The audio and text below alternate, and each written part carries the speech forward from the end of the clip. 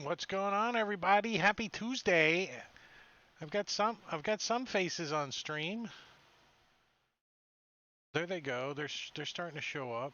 The cameras are working. VDO, I think it's called VDO Ninja instead of OBS Ninja. Guess OBS didn't like it. You're not OBS. We're OBS. You got to change your name. So what's up, guys? Happy Tuesday. It's Tuesday, July the 13th, and we're going to play some Dungeons & Dragons 5th edition. Yay! Session 28 of Princes of the Apocalypse, and you guys are level 5. Do the math. This one's not adding up. This like trickle, trickle, trickle, trickle, trickle. That's all right. I was looking ahead. You guys actually milestone it pretty fast through the like 6, 7, and 8. You're like ding, ding, ding. Unless you get sidetracked, that's where things don't take. But speaking of sidetracked, does anybody remember what happened last time? We didn't play last time? Yeah. And the time before that we did play? Yeah. Yeah, we found some. We were getting ready to whip all these monks' ass in this underground temple, but unfortunately, we found these prisoners that needed to be escorted out, and we got them out of there. And then there was a wyvern that attacked us in camp, and but we rescued the prisoners. Yeah. Well, you sent them towards Red Larch anyways. You pointed them in that direction and said, safety Well, is that way. We're I going say back. we rescued them from the Earth cultists. We found out that let's see, the dwarf told us a little bit about where Tess was taken. Um, The Plus, dwarf we saved them actually, wyvern. the dwarf actually probably filled in a lot of blank uh, spots in your brain about this Terra Basel place. It's a dwarven compound. It's right. pretty much under the Sunbur Hills. So it used to encompass, this area here. Oops, not that area. This area here. The Stone Bridge down over to Ballard and down almost to Red Larch. That's the Dwarven place called Terra Basel, and it started off as an above-ground complex, and they got raided and attacked a lot by trolls and orcs and whatever's. And the dwarves said, we really should be underground because we're dwarves, and they started digging underground and dug a whole complex out, and they had four entrances to this place. And over the years, those entrances has been added on and remodeled and used for different things. But they have been known locally as the Haunted Keeps. And you guys have discovered 3 of them, cleaned out 2 of them. The first one was the Riverguard Keep down here. And you see how I put those little images on there? Does that make it a little nicer for you? Yeah, I like that. Very nifty. And then the second one is Feathergale Spire up here. And then you guys are currently in the middle of cleaning out a monk monastery. I think at first you guys were a little hesitant, like going, "Are these really monks? Is the DM like just letting us murder hobo?" And now that you found slaves and stuff downstairs, I think it's on. I think you guys are gonna go back and just no more creeping around. You're just gonna kick doors in and kick ass, right? Is that the plan? Or are you gonna just try to bypass everybody and sneak down? I like the sneak option myself. Little part of option A and a part of option B. We're going to come in and go down. If anybody gets in the way and won't move, then we'll go from there. Well, discussing things with the dwarf Brultenthar about, because he didn't know where he was at or where he was being kept prisoner, all that kind of jazz. But when you guys fill him in, he thinks that this monastery was most likely the main entrance into the underground fortress. So he thinks that if you go down, from what he heard, there is a massive staircase that leads into this complex that they dug, and it is extremely defendable once you get down inside. The interior compound is.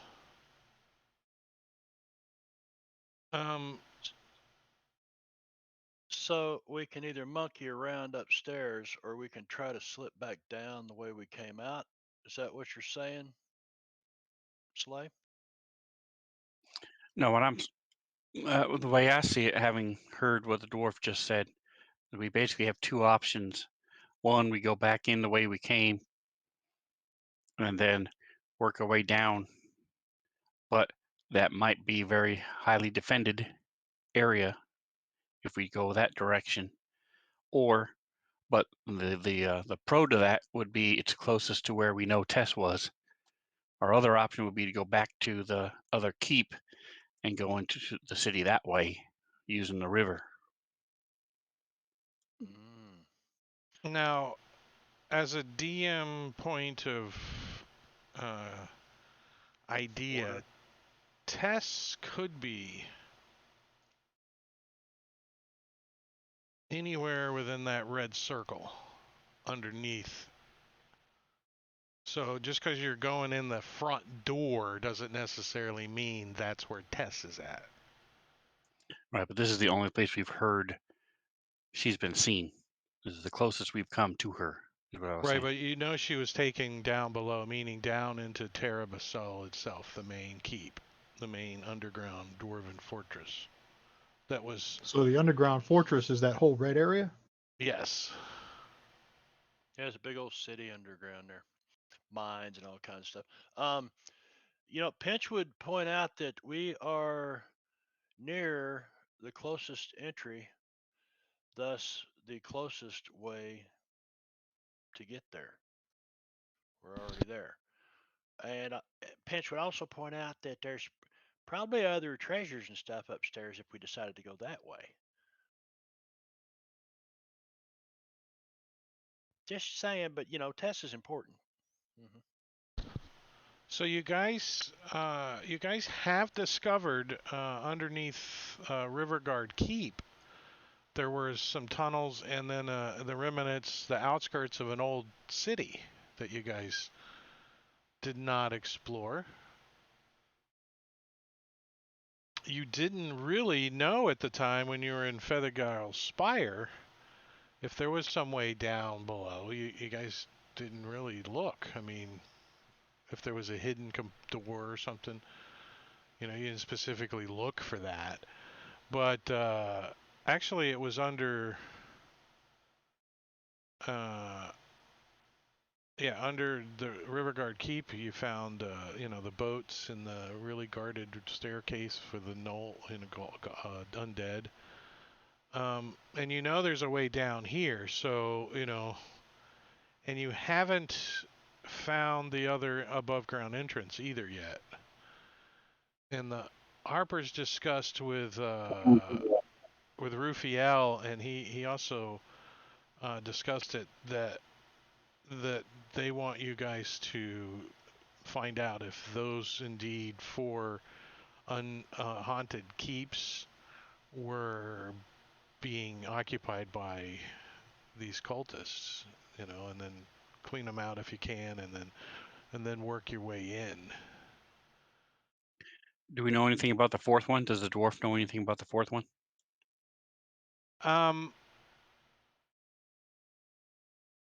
He knows that there it's most likely down in the hills down in here. From the layout of where the entrances are, he can tell you it's down in this area, but that's a pretty big area. Each one of those squares is 10 miles, so he's telling you, oh, it's within 30 square miles down here somewhere. You just start looking for it, So no, you haven't. You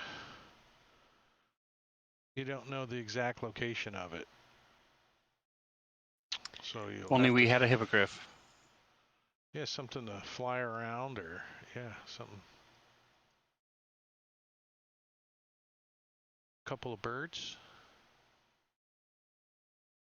So you guys want to make your way back towards the Sacred Stone Monastery and go in the back tunnels that you snuck out of about 2 days ago.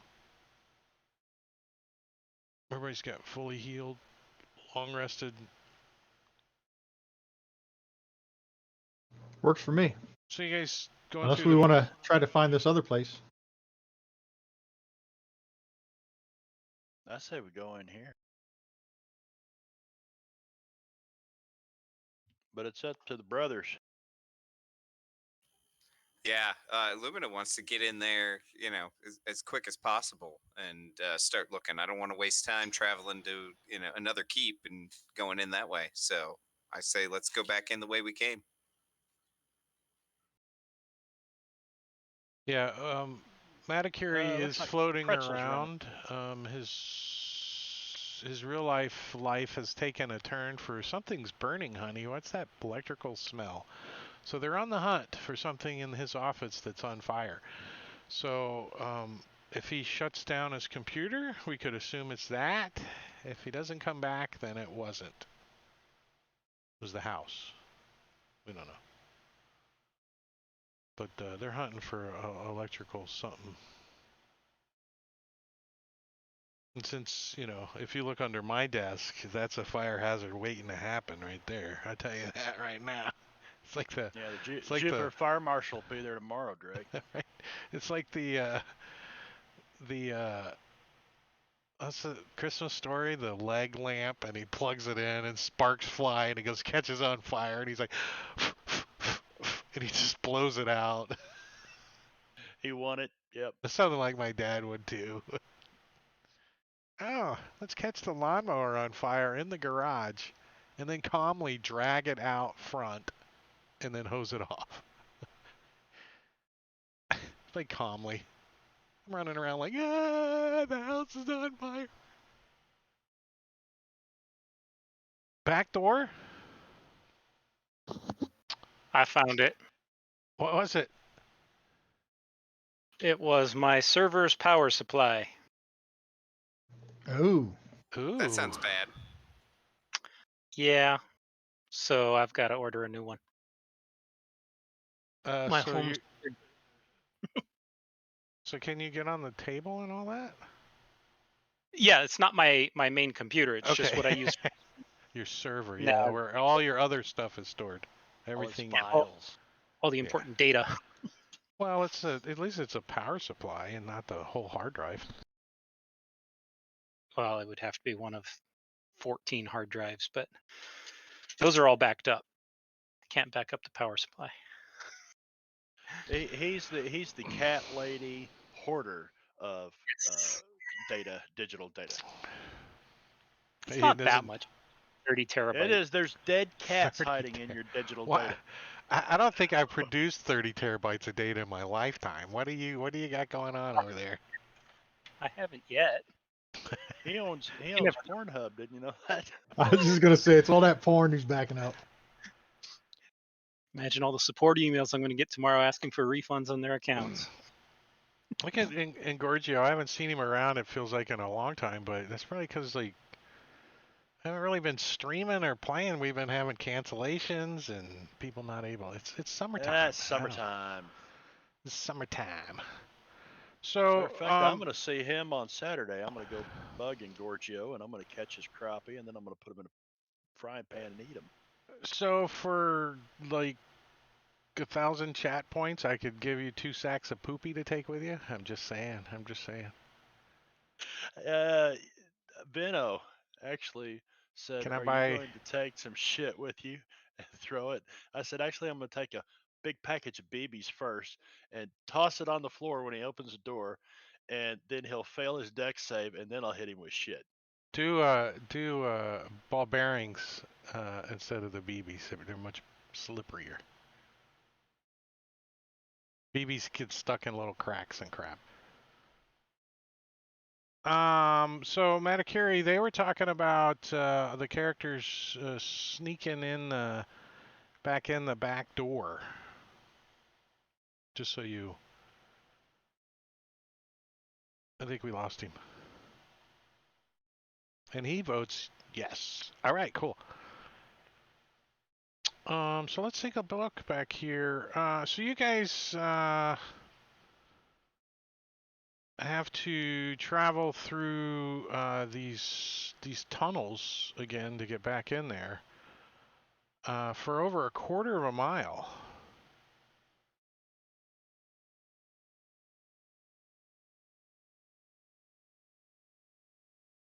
Yeah, and then you guys make your way all the way back with a little difficulty. You know, it's kind of a pain in the neck getting through some of these spots, and you got to kind of climb a couple times, but nothing that we need to make any rolls or checks for. You know, you might get a couple of scratches or bruises or something in here, some dust in your face. But when you guys get back to where the wall was kind of crumbled down and you climbed over it, it has been sealed up kind of nicely now. I mean, they are earth cultists. So they do like to mess with the dirt. I guess we should have seen that one coming. Yeah. But it doesn't look like totally secure, like somebody that was willing to do some lifting and moving of said bricks could get through it. We could just dig our way in like we dug our way out, huh? I don't. Well, no, I this don't- is the way out was much easier than the way in. I mean, the way This out tells there me was they like, know that we're here. But you know, who said it last, or when we were out there with them people camped that, they wouldn't expect somebody to break back in once they broke out. right, Yeah, I but mean, it was if you go pretty down in the darn- basement and you find that your glass sliding door is open and all your cats escaped, you're probably going to close the garage door or the gliding slash door at least, right? Yeah, the gliding slash door always has to be closed. The gliding Did slash all- Make sure glass that gliding door. slash door is closed. Did The all 30 gliding glass terabytes door. of cats make it out? Or? Wow. It's like a herd out there now. Wow, wow. All right, so I'm gonna start banging on this. Is it a wall? Did they put a wall up, or did they mold earth, or what did they do to it? Oh, I start bang on it. It does look kind of like they might have used a little magic, but it's not like perfect. You know, there's cracks and there's crevices and but it's mostly a big pile of rock. You know, piled up, stacked up, and it's gonna take you a little while to uncover this. So each of you can move clear rocks. The tunnel's wide enough that you all can get up in there and work together. Well, three of you can, anyways. It's to get up on the pile and start pulling rocks down. You can work together, but you got to move the rocks and lower them down to maybe people below, and they can move rocks. So each of you can move a total of 5 times your heavy load limit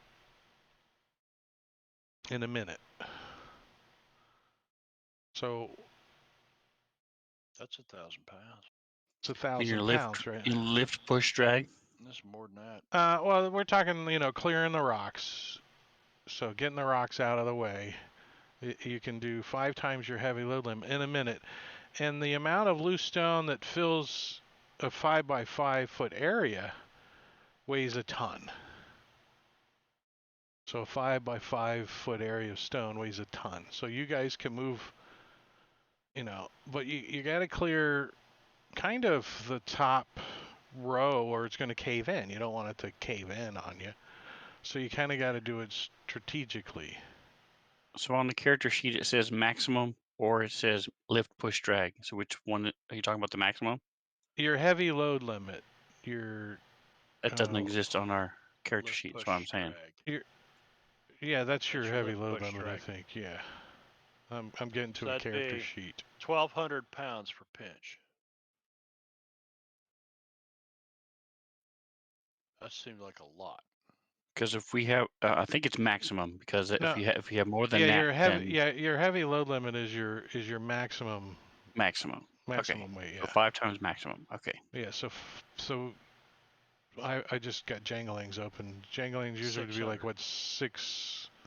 600. 600. So you can move 600 pounds in a minute. And a 5 by 5. So let's open up that map and take a look. So 1 ton is 2,000 pounds, right? Yep. Correct. So In, 3.33 minutes for Jengalang to move 1 ton. I want to pull up that below ground player map. 3.33 minutes for pinch to watch him do it. And then I'll put you guys over here. While I have a snack. Hey, I do have a new spell that might help. Thunderclap. Oh no. So we're trying to be sneaky. It's not.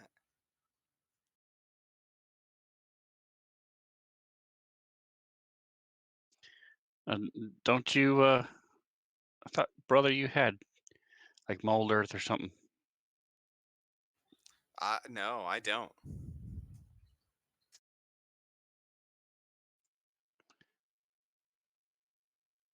Here, I thought you were a good ranger. No, sorry. I'm apparently not. I could cast Fairy Fire on it. Do you want me to do that? Right, then we have advantage if we hit it. Give you advantage on your don't drop it on your toe.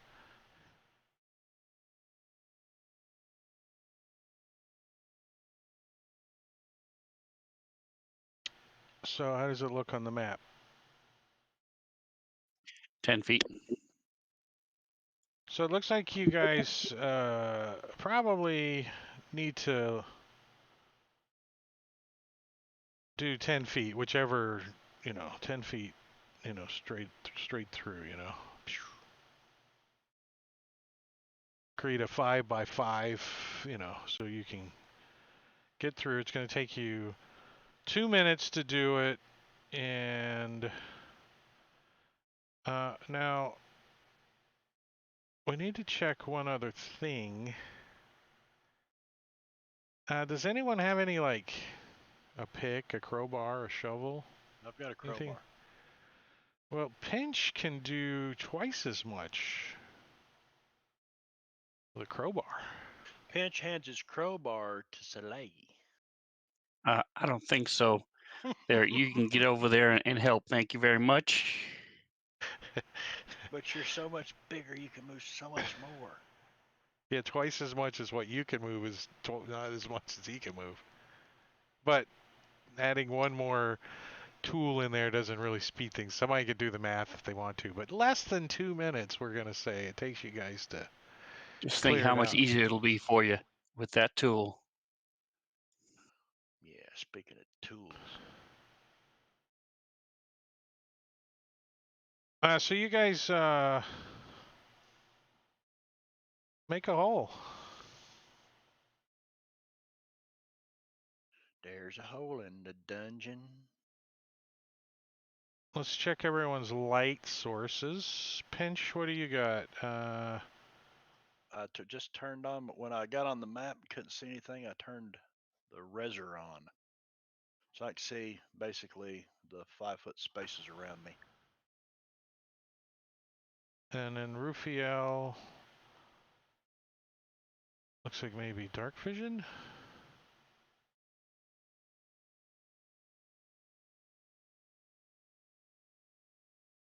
Looks like I'm on outside of some door or something. Oh, did I? Hold on, let me quit moving. Can't grab your ass when you're moving around like that. There you go. Hey, now I can see. Yeah, there's a line of sight back there. All right, so give me just a second.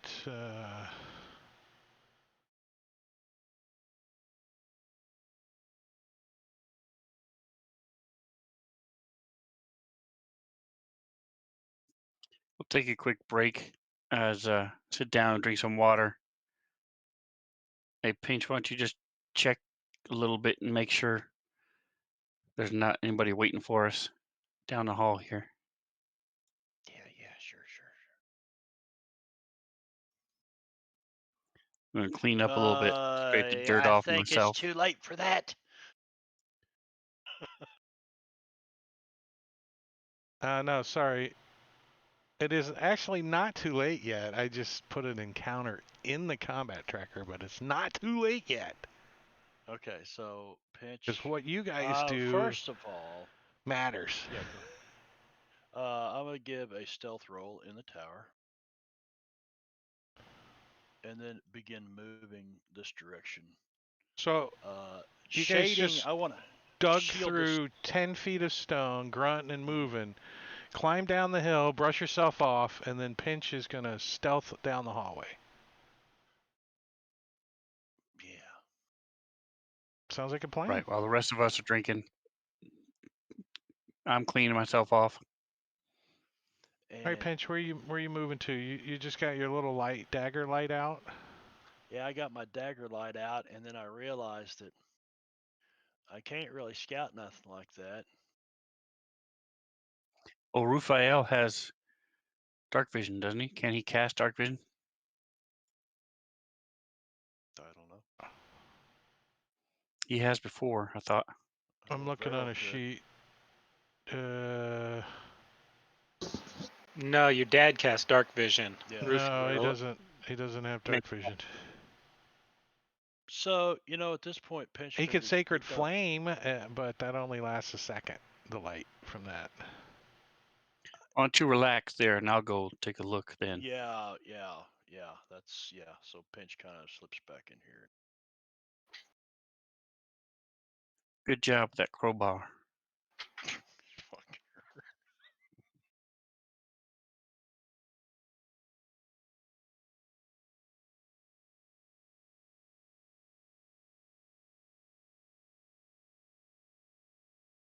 All right. I'm just gonna go down here and then and that's Actually, Just you're going to stop go and listen. down there as a pit trap opens.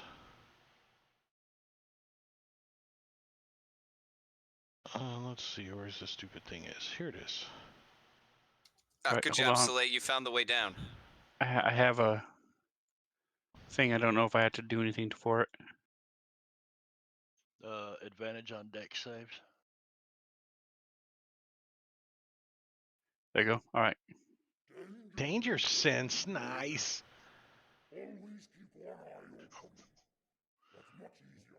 What happened to your voice? What's your passive perception? It is a 14. And the trap. What the hell? I'm gonna say. They dug that pit pretty quick. Yeah, I'm gonna say give me your dexterity saving throw with advantage since you got that danger sense going on there. Yeah, no. You go in the pit. You're like fumbling around, like and you just fall down in this pit. Fortunately, the pit's only 10 foot deep, so you're only going to take a d6 falling damage. It's the sharp, poisonous spikes at the bottom that's the problem. The sharp, poisonous spikes at the bottom. So let's see, a creature falling into the pit takes 2d10 piercing damage and a d6 a bludgeoning damage. So Quick, while you're falling, get really mad. Get pissed off. Well, all right. So the 2d10 piercing damage when you land on the spike, and the d6 is a total of 18 points of damage. Ow. Thud. However, Constitution saving throw against the poison, which you succeed on, so you're only going to take half of this. So you got 18 so far, plus 8. So 24 points of damage. Thud, as Soleil's light vanishes ahead of you guys. You're like, huh? I wasn't using light. Where'd dark Soleil vision. go? Oh, as his head vanishes ahead of you. I can't see him. I'm just waiting for him. 18, Do I 24. hear the sound of a melon, like a Gallagher smashing a melon sound? So I'm looking at this as I'm crossing over to the other side and get ready to climb up. I'm looking at the construction. Does this look like it was dug or is it magical? It Because definitely it was looks not here like last time we left. it definitely looks like you need to give me some kind of skill check to determine that. What do you got? What do you got? You cut out. I need to give you some kind of what? Some kind of ability or skill check to determine how this was constructed. Is your character familiar with stonework or arcana or anything like that? Probably survival. I'm just looking to see if it was because if it was a spell, the walls would be smooth, perfectly smooth. Or These if it was walls a are dwarven. not perfectly smooth. There's handholds and grips and it's a little jaggedy. Okay.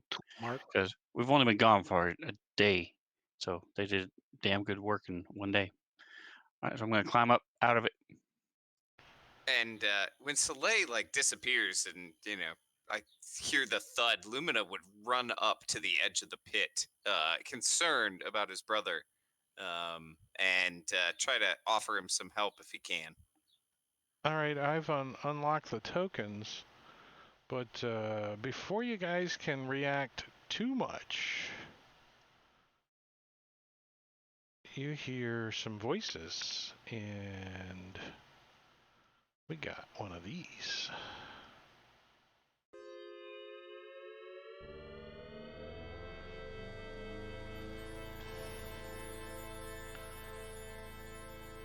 Yeah, so you guys hear voices not too far away. And Jangling, you're the first one that gets to do something when the voices are heard. You're all the way in the back, I guess. You didn't do anything this whole Yeah. time, so the No, initiative I gods can't were see. nice to you. So I'm gonna move up some.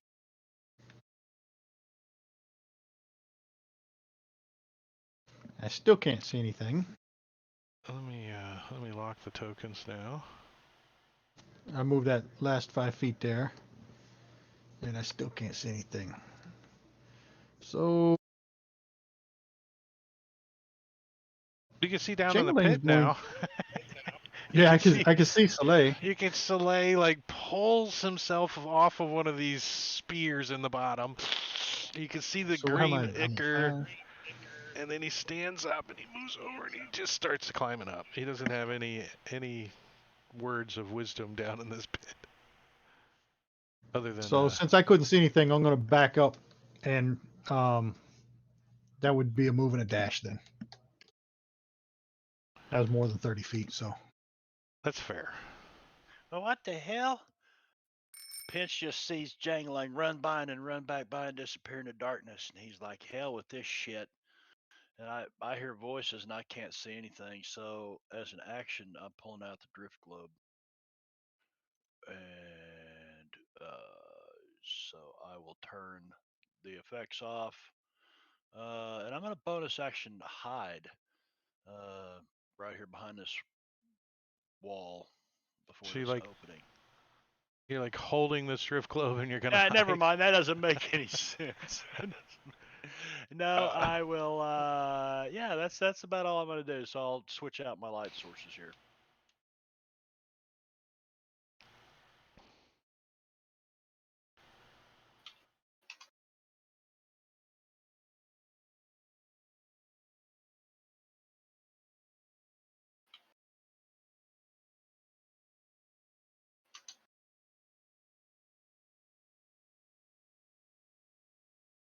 Everybody's eyes sting for a second. we need to get Pinch some of them goggles. What goggles? All right, Some so you goggles at night. guys can see people, some of those stone masked monks, you know, that have the gargoyle masks on. They're peeking around the corners. So, you know, you see one that's over here somewhere, and another one over here, and another one over here. Is that arrow moving around properly? Nope. So I need to do it like that. I see it now. So there's like over here and even over here there's movement. Soleil.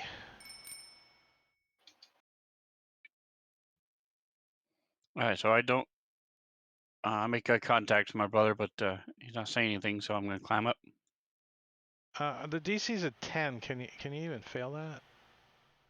Athletics? You can always fail. No, you can't actually. If you got a plus 10, you can't fail. The 23 is not gonna fail, so you just like jump up. You like just cool, and you land on the top of the ledge. And then I'm going to drink a And potion of healing. Do I see anything when I get up here? yeah, you see this guy like comes running up to you and trying to shove you back into the pit. He's like, as you're like fumbling around for a potion. I don't think I can ready a run and a shove though. I don't think that's legal, is it? Can I do that? I want to ready a run and just a dive at your face. So he's in mid dive right now. I don't know. So it's double your movement to climb, so that would be 20 feet. So if there's somebody there, I'm going to step up then, rage, and pull my sword. Well, you can't see him? Oh, No. never mind. Hold on before you move. DM has to do DM stuff. Let me just turn him on here. I've got him hidden because, you know, I forgot you guys had a line of sight. Whatever. So he's right there. He's he's right there. He was over here, and he comes running out, trying to shove you back in the pit. So yeah, you can move right over to where you wanted to for sure. Dodge him and push him in. Yeah.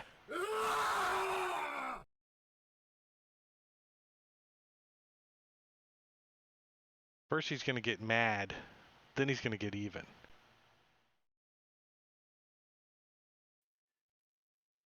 Yeah, so he's gonna kind of finish his move, right? I mean, wouldn't you guys agree that he kind of has to stop in that square now that no one's in there?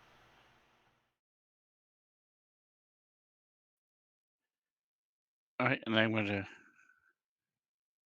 chug the potion, and that'll be it. Oh wait, no, he has to stay in that square. Game mechanics, or he would provoke. All right, then I'm going to attack him then. No, Not drink he's the not. potion. He's staying in that square. All right, so I'm going to attack him and not drink the potion.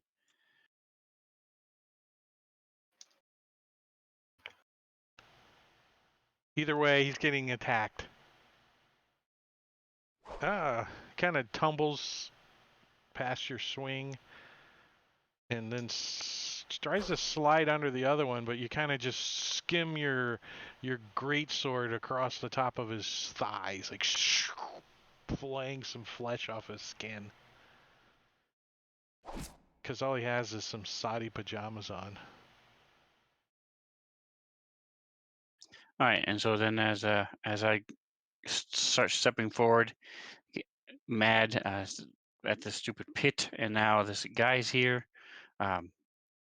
There's no reason they would have expected us to come back, so it's just infuriating, and all these vines and stuff start coming up around me, and the whole area within 15 feet around me is difficult terrain.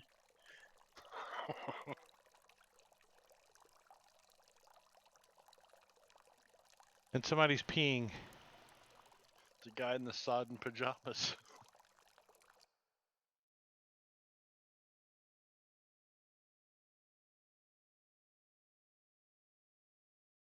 That's all difficult terrain.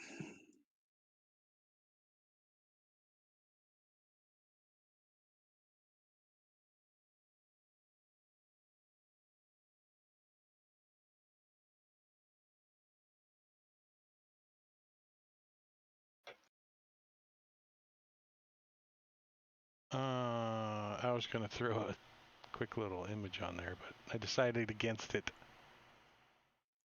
The spike pit trap doesn't actually get to go.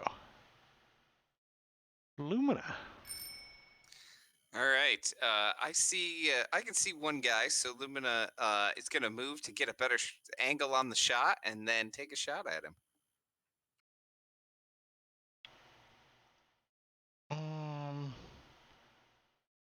-2, because he's kind of tumbling against the wall, and yeah. Yeah, that's fair. Makes sense.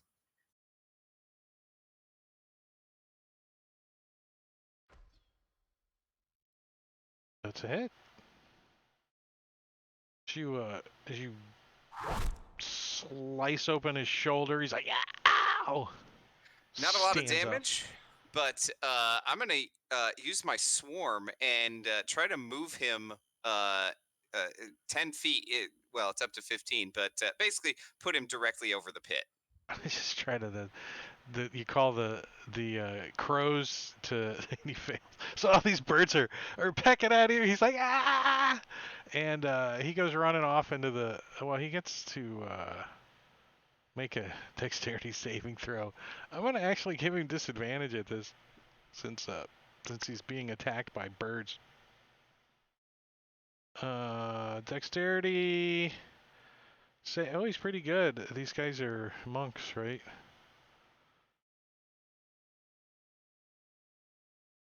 What was the DC to fall in the pit? I believe it was a 15. Down he goes. And since he's got 1 hit point left, yeah. All right. Jeez, that was pretty cool, man. Yeah, Lumina's pretty proud of himself for that one. You guys can tell. And he's gonna back up. He looks like he's getting ready to like take a running leap at this thing when he gets a chance.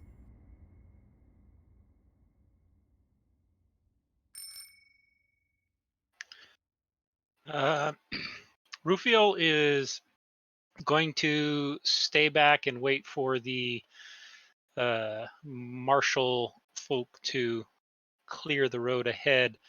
But he's going to take the opportunity to cast Healing Word on Soleil from there at 2nd level. So he's going to cast 2nd level Healing Word. And then he's done. So before Lumina can take off running, he sees, like, he thinks it's the guy that just fell in the pit, comes scrambling kind of up the side of the pit, and then once he gets to the edge of the pit closest to him, he reaches down below and he pulls up a hat and he puts it on, and then you realize he's not wearing any pants, and Clyde, the poo-slinging monkey, has just launched some poop at Lumina and Pinch. What? 27 minutes ago, thanks to Engorgio, not cheater in the chat. Sorry, Engorgio, if you're still here. There's your Clyde, your lovely. Stand clear. Monkeys are throwing poop. Yeah.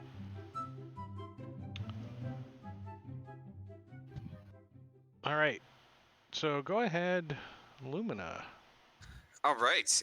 Yeah. So Lumina is going to take a running start and leap over this pit. Do you need a check for that, Drake? There's math involved. I don't know so much there is a roll as much as there's math. Score in feet. No, the only reason he would need a roll is because where he's landing is difficult terrain. I mean, he can clear it just fine. It's just a matter. No, it's difficult terrain for your enemies, not difficult terrain for your friends, according to the power description. Well, you don't really know how our relationship works. Yeah. So. Yeah, it's his brother. He's like, I got some special flowers for you when you jump over. So yeah, my bad. So with a strength of 13, I think he can clear that, right? I forget the rules, but is it? The rule is that when you make a long jump, it's the number of feet up to your strength score if you move at least 10 feet. So strength of 13, it's 13 feet jump. As long as you got more than 10 feet running start. Yeah, I think. as long as you got a running start. So yeah, so you can clear it, like, you get to the other side and you land in the flowers and you pull yourself up. Yeah.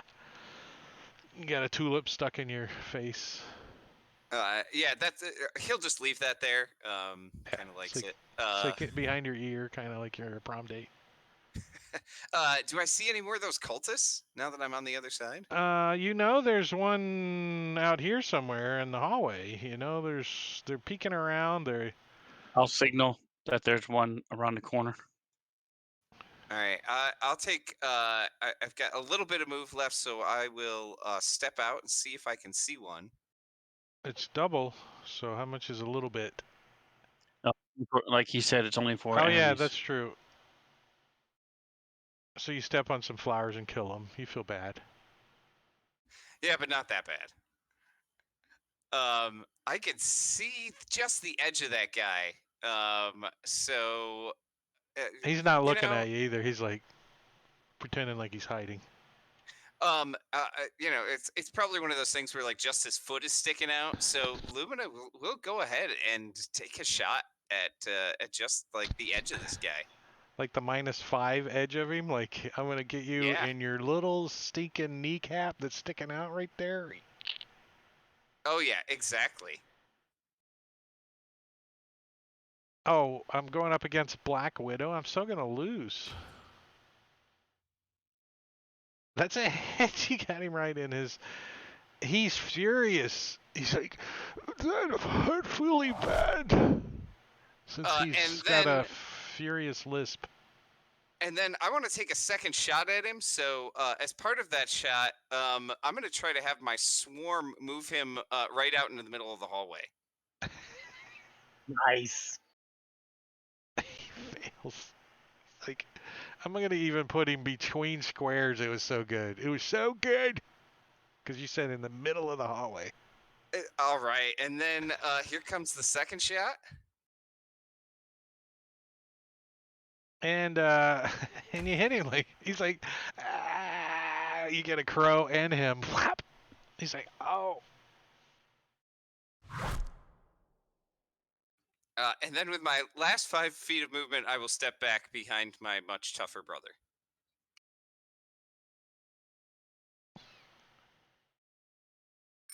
Who is gonna leave you standing here by yourself? Watch this. Does that stay with you? That, or does it stay in that square you Yes, summoned it? it's around me for the duration.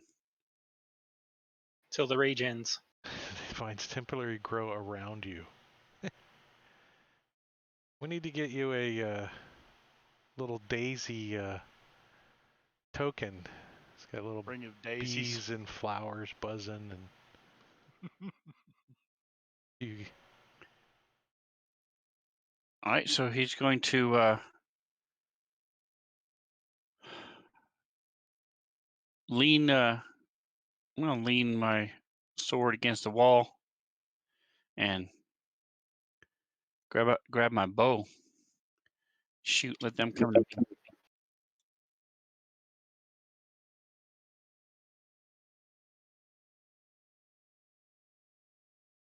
Yeah, these guys aren't the ones that had the. But thank you for helping me. That's a hit.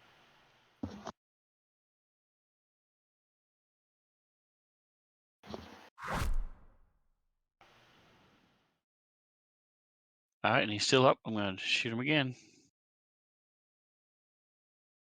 That's another hit. That's probably not gonna live. He's not gonna live. He falls into that square because can't be in 2 squares when you're dead, tripping up people. I'll signal again to Lumina that there's more in that direction.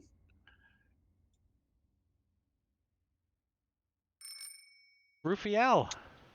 Rufiel is going to move up, and he'll just quietly mention that he's not capable of jumping over that pit.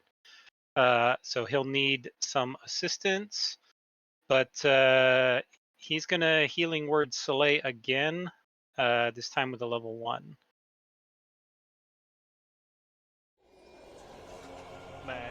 Nice, thank you.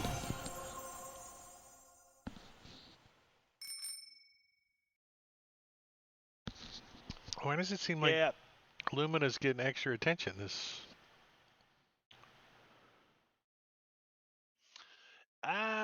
Pinch has no desire to. Oh, Lumina's still highlighted as it's his initiative. I don't know. Yeah. Seems like it's only on my table. No, it did it on my table. I see it. It's still We're trying Maybe to it's figure still out my the turn and we cause. just don't know it. No, it's definitely Pinch's turn. Let's see if I close What's Pinch the doing? map and then open it. He's still highlighted. Pinch is going to come over here and climb down in this thing. He's got a total of 25 movement. He's going to use his bonus action to. No, he's not going to do that. He's going to take his time and climb down in this pit because you said the sides were not smooth. No, it's So a I'm DC assuming 10 that- to climb. Okay. And then it's going to be a DC 10 to avoid getting any spikes Actually, on you. And then a Pinch DC is gonna 10 to climb back up. Pinch is going to move right over here, and drive a piton in the floor. Use his action to drive a piton in the floor, which he'll then put a rope around and then climb down in there at a later time.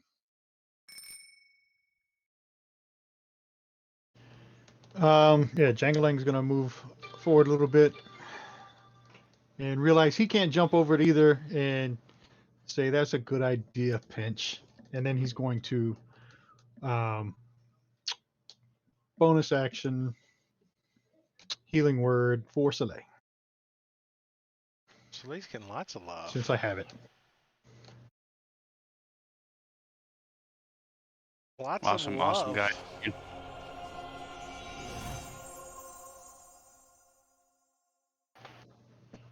And that's it. Well, finally, these guys get to go. So 5, 10, 15, 25, 30, 35, 40. They got 40 feet of movement because they're monks. And he comes running up and he's like, "Wah!" doing his karate chop thing. And he's going to try to hit Soleil. "You killed my friends!" He hits the wall, breaks his knuckle, tries to kick him. And I just sticking my longbow in his face. he slips, does a split, and you can hear his boys teabag a tulip. Some difficult terrain down there, and he's pretty much done. So Soleil, I think you need to give me a Constitution saving throw. DC, it's low. You just don't roll low. Yeah, that's not low enough. So you are able to not lose your rage from busting out laughing at this guy. You're like, "It's Alright. not funny!" He's the only one there. You got the other one targeted, though. The dead one.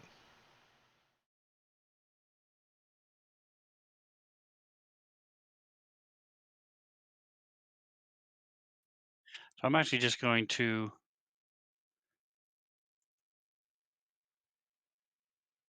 reckless and shoot him with my bow. Just gonna brace myself, get in a position, and just stand there and open Shoot him with myself your- up. Let him hit me if he wants, and then shoot him. You're going to do reckless and then disadvantage to give yourself an equal shot. Since you're in melee using... Why didn't it work? I had it clicked. Disadvantage, dropped an 8. Did you grant advantage properly? I don't know. Because But- that only gives you advantage on melee attacks, not ranged. Oh, it Reckless- does say melee. There you go. Ranged. Okay. My bad. Well, He wouldn't. He would have known that, but I don't. So yeah, my but bad. I mean, would he Hit have him tried again. that? I give him the benefit of the doubt that he wouldn't have tried it then. Cool. Thank you. What, you gonna axe him or just? Oh no, I'm still gonna. I'm just not gonna do it recklessly.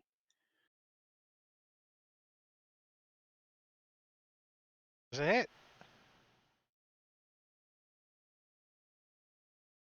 He's able to reflect the first one, but I'm able to follow up so fast. The second one slams into him. Are those like glow in the dark reflective gloves? Like they got reflectors on there? Or I'm just curious how they look. Pinch. They're mesh from the 80s, you know. He only had one glove. Pinch is Fingerless. going to take out his rope and begin tying it onto this piton.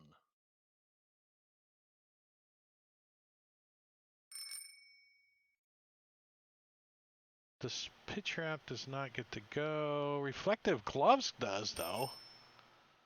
He's gonna try to do some more karate chopping on Soleil. Oh, that's a hit.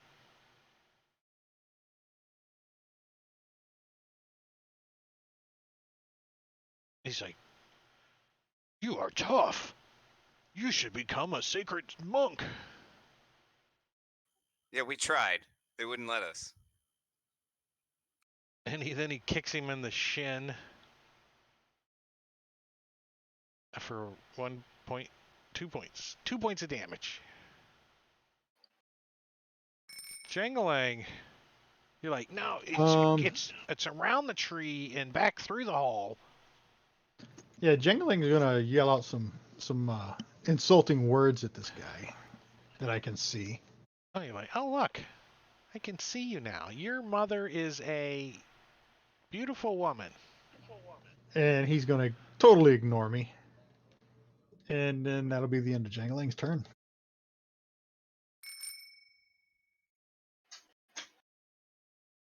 All right, Lumina, All circling all around right. this guy. Yep, I'm gonna get in position, and then pull out my my short sword and try to stab him.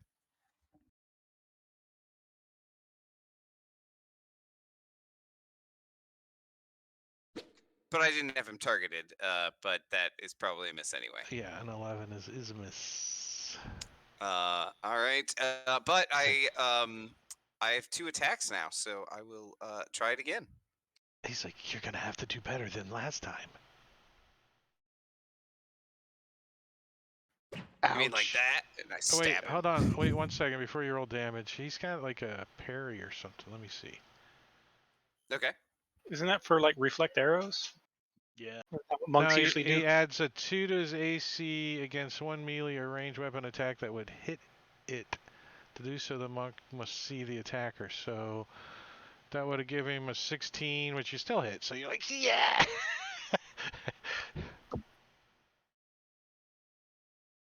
He tries to get out. He almost does. He almost gets out of the way as you slice open his spleen.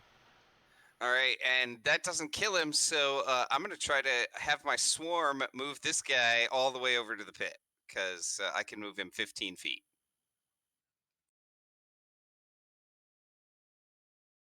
Jesus. And so he gets over to the pit. He's like, batting at these things, and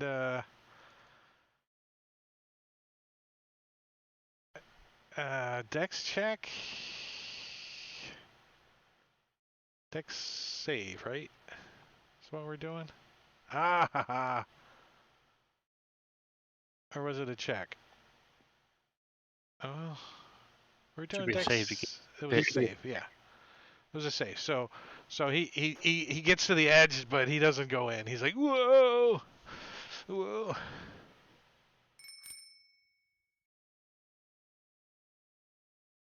Rufiel. Rufiel is going to use one of his cantrips to do a mind sliver on the monk. Dodge that since it's not a dex check. He's like, I can resist your mental. 1 damage. You made my eye bleed. He gave him he needs some Visine now. Soleil. All right, so I'm going to put away my bow, grab my sword.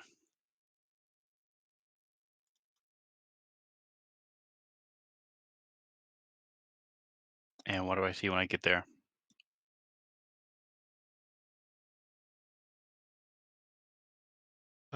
You see some tunnels. Actually, you see like right over here, next that corner, and this corner over here. You see like a little stool and some a bag and like some pokey bait and looks like a guard post maybe. All right, and I'm going to signal to Lumina that it's clear. All right, and I point at the guy that's still alive, and I'm like, "Are we gonna kill him or?" I'm gonna Rufiel's like, again. just a minute. Damn it! Son of a. When you started, he had 4 hit points, so you've only done 3. And it's his turn.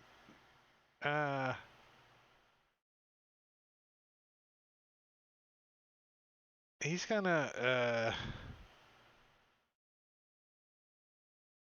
risk it to get the biscuit.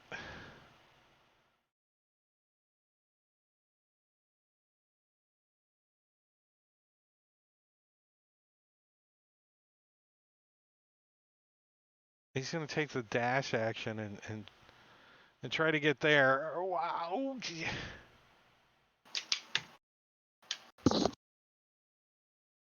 So I think Lumina has his sword out, right? I do. Can I So take give it- my attack of opportunity? Do you have a reaction still? Yes, you can. Yeah. I don't have any. Yeah, so he doesn't make it very far. He gets to about here, and you stab him in the back. And I know you're going to do at least 1 point of damage. All my guys Max flee when they damage, have of 1 hit course. point. No. As you guys have... That's not the right sound, but you get the idea.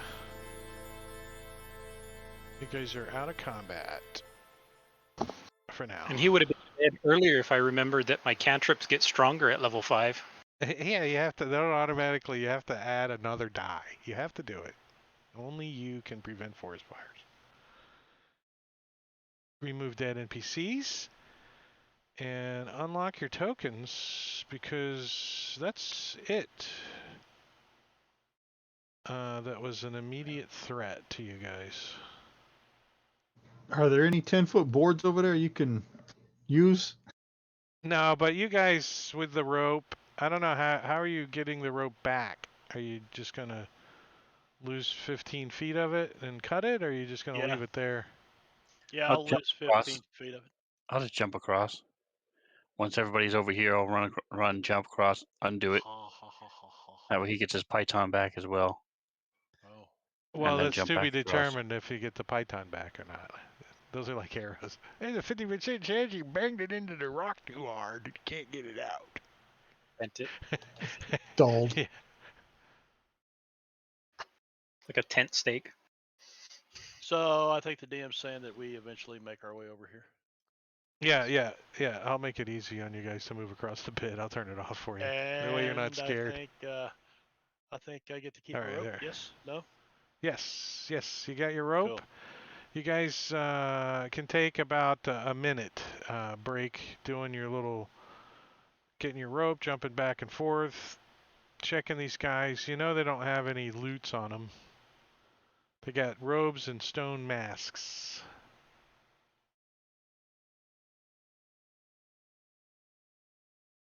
So which Should way are you head guys north. going to go? Memory serves, that's the area we didn't check, was to the north. Sure. Let's go check it out.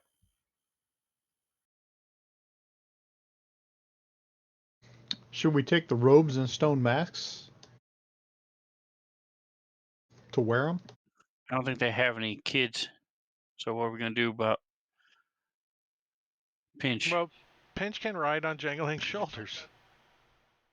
If you can have kobolds in a trench coat, then, you know. I mean, can Jangling carry Pinch? I'm sure. Jangling's only got an 8 strength, so maybe That's Pinch what needs to Pinch carry has. True. Jangling.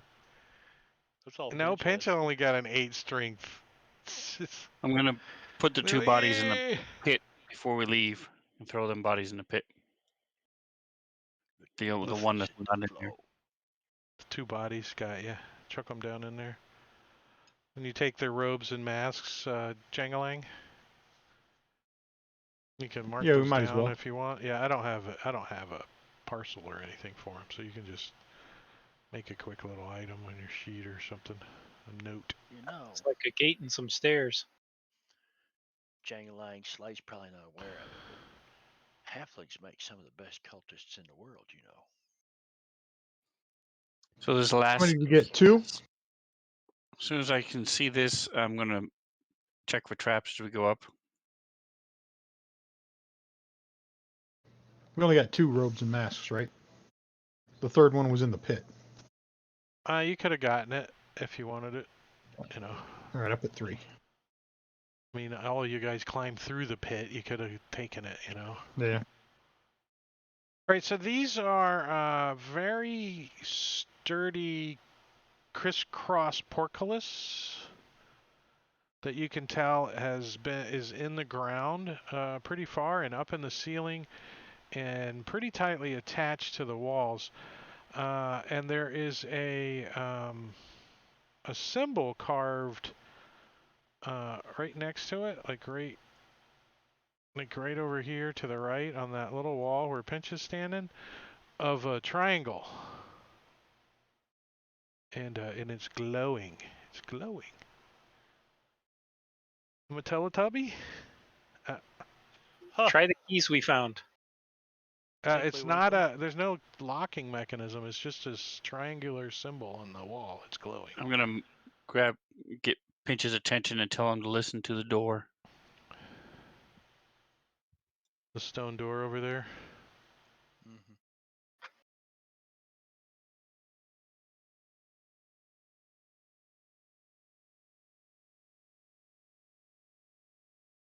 He shrugs and shakes his head. No. So I'll turn back to the 3 that are over here and say the lever's probably in the room. Let's go check it out. Well, Pinch looks at this thing on the wall and holds his hands up to it. Wasn't that where the monster was that we fought? Trying to Nothing happens, Pinch. It doesn't do anything. It just kind of feels a little smooth when you touch it. Well, I ought to check this door. Is it open? Is it unlocked? I don't think so, but who cares? Let's open it. Okay. What's in here? Where's the dead Oh. Umber Hulk? Is it in the cage? I forgot. Oh, there's Umber Hulk. He's not dead, I don't think.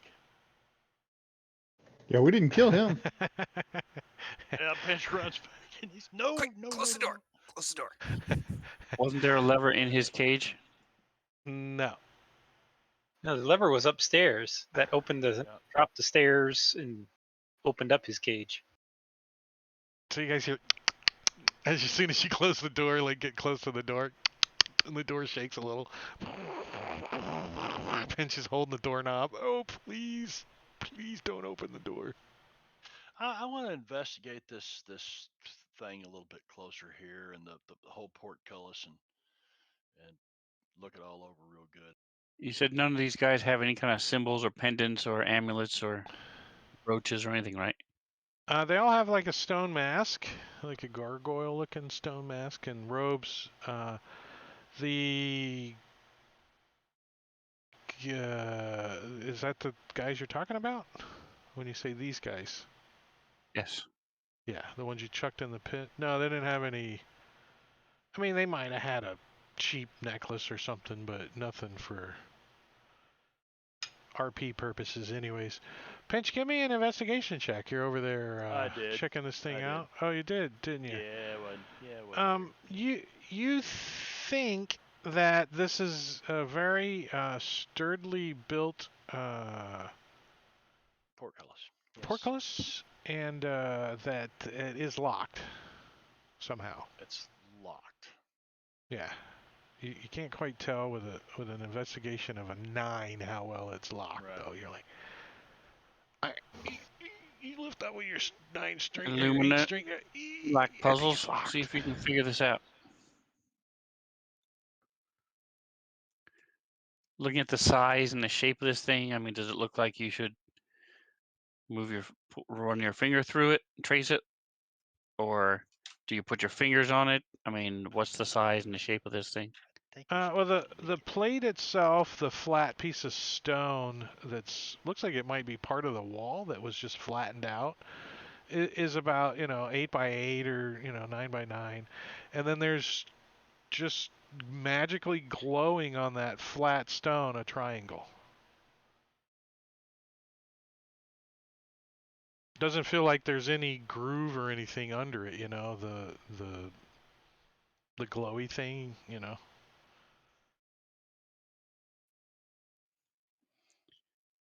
So I'll check my fingers. Are they about the same size as the glyph when I do the little symbol? Yeah. Well, I don't know how big is your character's hands. Are they like shacks? They're like so. Or No, do you I'm 6 foot, so I would say it'd be regular. Yeah. So it's about like that triangle. Looks like it might actually fit. The kind of close. Anyways, it's not like a When I was perfect walking fit. up to it, I'm gonna be doing that and sort of eyeing it and looking at it, shrugging. Eh. You're like, eh. The stone doesn't look like it presses in or anything like that. It's not. It doesn't look like a button. It's just a flat part of the rock that thing's glowing on. What's Lumina doing? He's looking through the hole. Is he trying to squeeze his head in? No, it sounds like a good idea. But no, he sees Soleil, trying to do that, and I thought Pinch had said he had already tried that, but Pinch Lumina will even try tried it licking again. it. Pinch tried licking it just to see. He'll try it again though. Make the symbol with his fingers and like hold it up to the symbol and see if it does anything. It pops out and says, "You're not worthy." Nothing happens. What if we hold a mask up against it or something? No, it doesn't seem like a mask has any effect on it. So I'll turn around and look at the other side. Is there anything behind me, behind Soleil, from the opposite side of where that symbol is?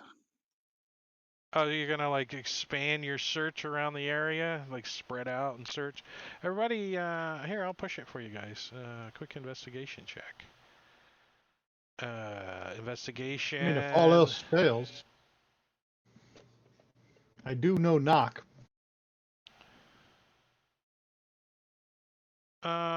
Also, Soleil, give me a survival check too.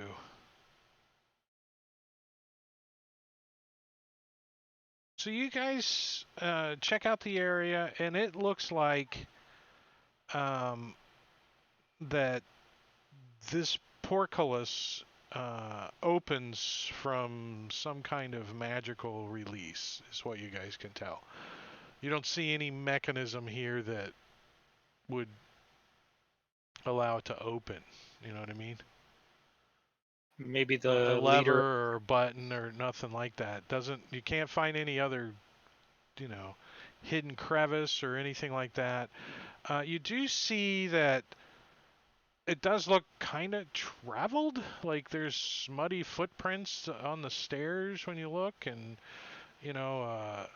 so it looks like the area does get traveled. It's not like it's ancient crypt that no one ever goes down. It looks Why don't you try shooting it with like your magic hand or one of them blasty things? just like blast the Can I stone. target it? I do have some Can I keys. target? Is it a mimic? Is it a mimic? Well, I'm thinking it's either like a leader upstairs, or there was still those ogre thingies down here. Maybe they have a key. But there's nowhere to put a key. Or some kind of know how to trigger it or open it.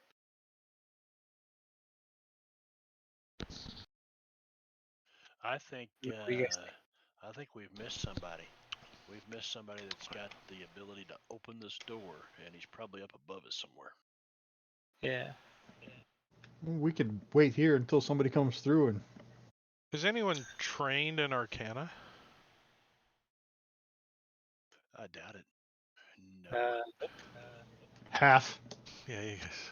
So the only chance that you guys have is the jack of all trades from the bard. From the bard. He's like, let me take you a want me to look roll at it? this. Let me You give want it it in the a tower? yeah, let's do it. No, do it on the open. Let's see what you know. Oh, Not bad.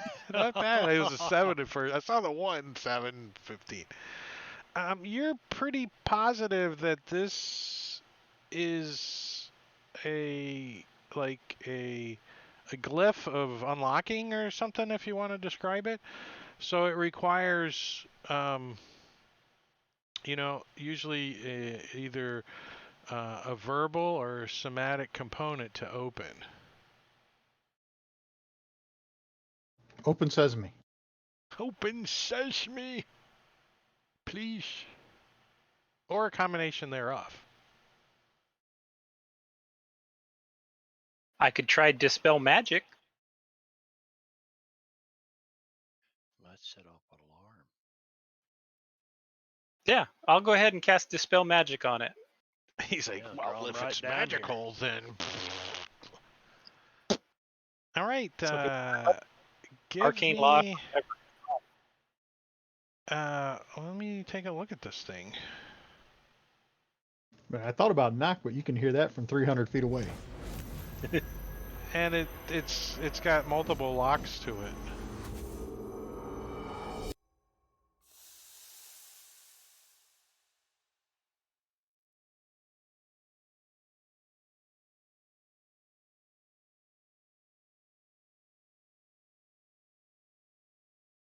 I wonder if it's permanent. Yeah. Any spell of 3rd level or lower on the target ends. Right, but it doesn't have an end to it. Oh, ends. Okay, I guess. Done. It used to be that you would temporarily disable something, you know what I mean? Suppress magic as opposed to. Yeah, this is dispel, not suppress magic. Right, no, that's dispel magic used to, if it was a permanent magical item, it would only, dispel it for like 10 minutes or something, That's yeah, what it knock is. does. It is Suppresses it for third. 10 minutes. Yeah, well, dispel magic used to. I mean, this could be 3rd edition for all I remember, but. Oh, I'm looking at knock. I'm sorry. Yeah, knock is 10 minutes suppression. No, I meant. Oh, I scrolled down. Okay. All right, so it stops glowing when you cast dispel magic on it, but it does not. The gate does not open. I'll try to raise it up with the crowbar. Try to wedge it down in there and get somebody with Slay. You're gonna have to help me now, damn it. Yeah, give Soleil the crowbar, and I'll give him a hand. Him and I can He work on don't. it together. He don't want to drive the crowbar. I'll take the crowbar. All right, 3 of you can actually get a hold of this portcullis and actually get some leverage on it. So, I'm gonna give you all. The DC is actually a 25 to open it. So even with all of you that have advantage, can you magically get it open? Soleil's get the it on only a one, 19. right? All right, then give us an advantage athletics roll, and hopefully no one has guidance and can cast it on you. And I've got guidance. I will cast it on him. Come on, baby. You got the crowbar under there. They're like, ready, 1, 2, and you're like, with advantage, athletics, DC 25. So close. So close. So you get it up a foot, and it stops. But it That's doesn't an go upper back down. pinch. And you can hear like gears grinding somewhere, like kink, kink, kink, kink, kink, conk, as you get it up about a foot and it stops. Am I able to hold it enough to where they can put a python in it? Yeah, you're not even holding it. It's just locked in place kind of it's right stuck, now. okay. Yeah. All right, so I'm gonna try it one more time and get it up a little bit higher because I can't So fit you're it. gonna like Or 12 the foot, crowbar's 12 not inch. really gonna help you now. You can't really get under Yeah, it, but I but can get you a can better grip though. you get a better grip on it. I'll still give you advantage, and you can still roll I'll use with, Lumina's longbow. with guidance. You wait another, a little bit. You catch your breath. Like, you need it up another foot, and you guys can slip under.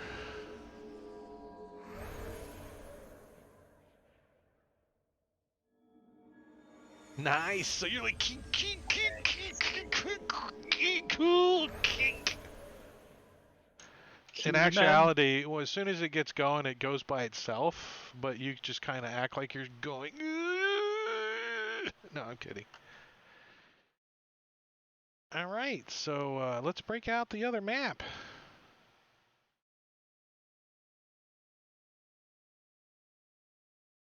Do we want to put it back down once we get through? You're going to have to go through the same stuff. I don't know. Is it better to keep this covered? Maybe let them think that we didn't come down this way at all, or So slow them down. We broke the machine. It yeah, broke. The magic ain't there no more. I kind of like that. I'm gonna try it first to see, but if it does it require that much to have it pulled down? Yeah, Everybody can hang from it, so I'll pick pinch up and jang. I mean, you still got hanging gotta from it. You still gotta take the couple of minutes to do it.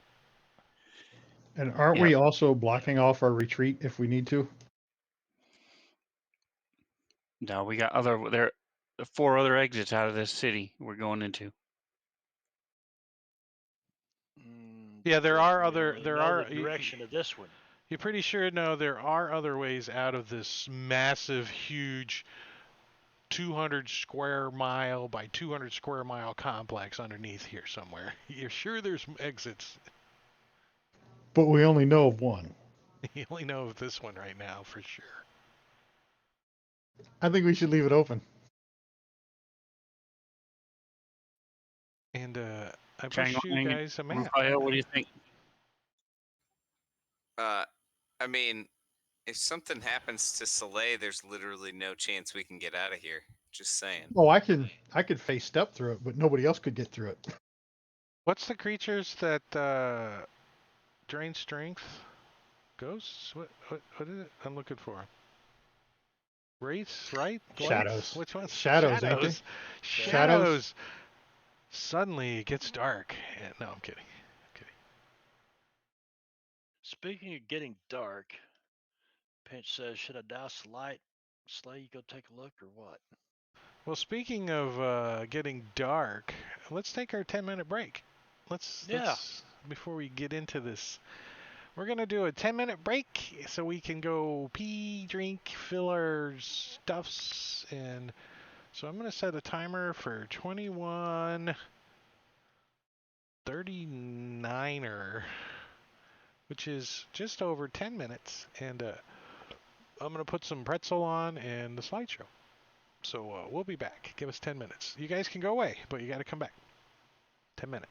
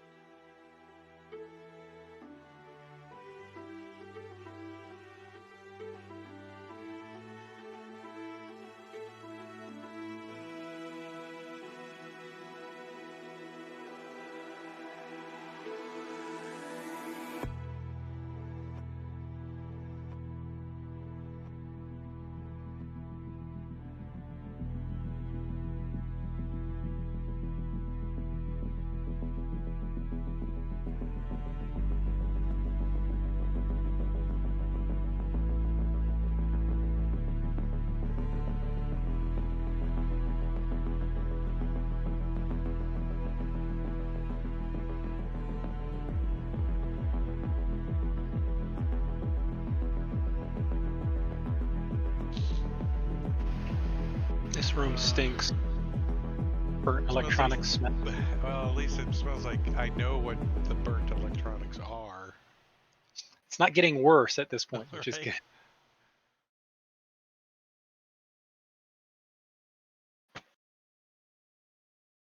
All right, pretzel is off. Stream is rolling, and I have 2 olives left. So,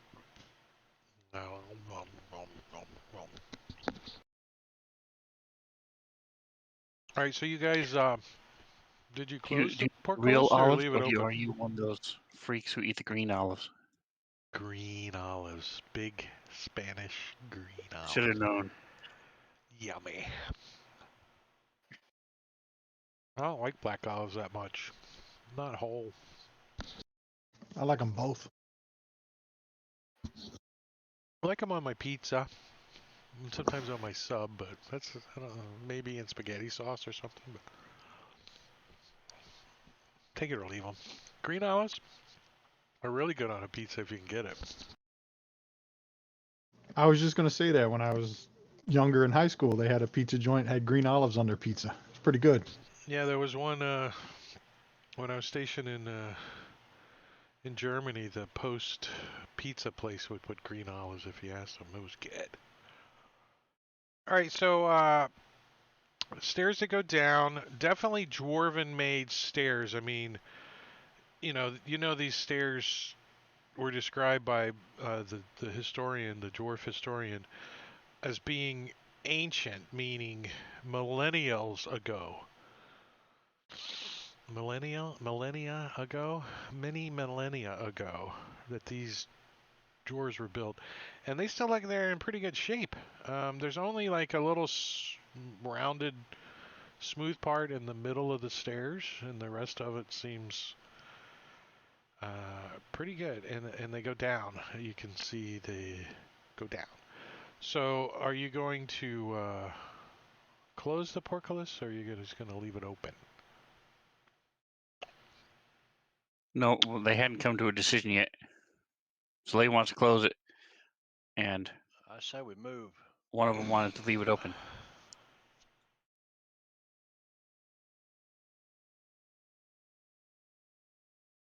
Go ahead and close it. Jang Lang, what do you say? I was leave it open so we could retreat if need be. Pinch? You do know it will take you several minutes to try to open it again. Say we leave it open.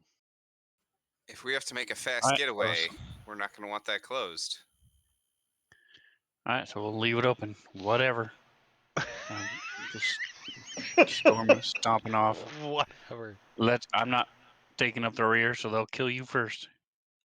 Move on down. All right, before you guys can move down here, you actually have to move down these ancient stairs. They descend about 250 feet in flights of 20 to 30 feet. So, 20, 30 feet, 250 feet, you guys are going down and down.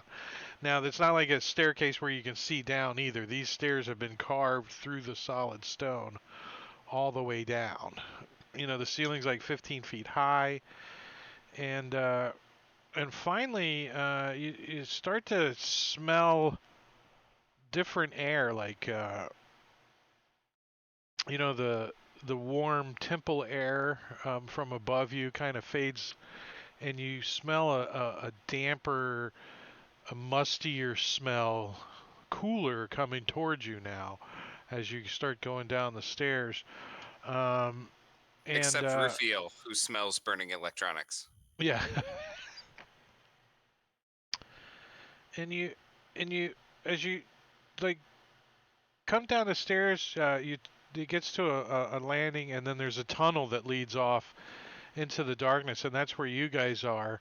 A nice, just like up top, but these are even less worn tunnels carved. Definitely you think that you're entering into the Dwarven complex. And I'm going to unlock your tokens now. You guys are Get to the bottom of the steps. I'm gonna stop at the bottom step. So hey, whew, that was workout even for me. Let's stretch for a minute. I'm gonna stretch and drink some water. Rufio's doing the little triangle as he peeks around, just in case anybody's watching. Is it lit down here? You haven't seen any light sources yet.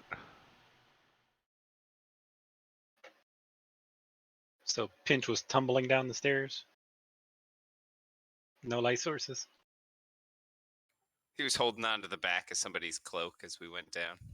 I've got my He had his drift globe out. drift globe on. Hmm. Yeah. But that's what I started to ask earlier. Is can you guys hear me? By the way. Yeah. Yeah. Yep. I lost my side feed from my headphones disconnected when I went upstairs.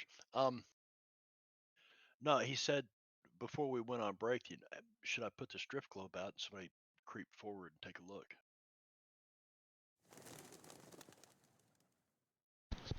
The birds.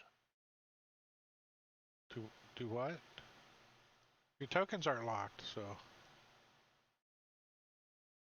After I stretch, drink some water, catch a breath after going down those 250 steps. Like, oh, Lumina, I left my pouch up there. Would you go grab that? Go back and run up there and grab it for me? What? Oh yeah, hold on. And he like just goes around the corner and like makes stomping noises. Are you Oh, it was trying to- gone when I got up there. Sorry. Somebody must have taken it. Maybe it was the Umber Hulk. Yeah, must have been.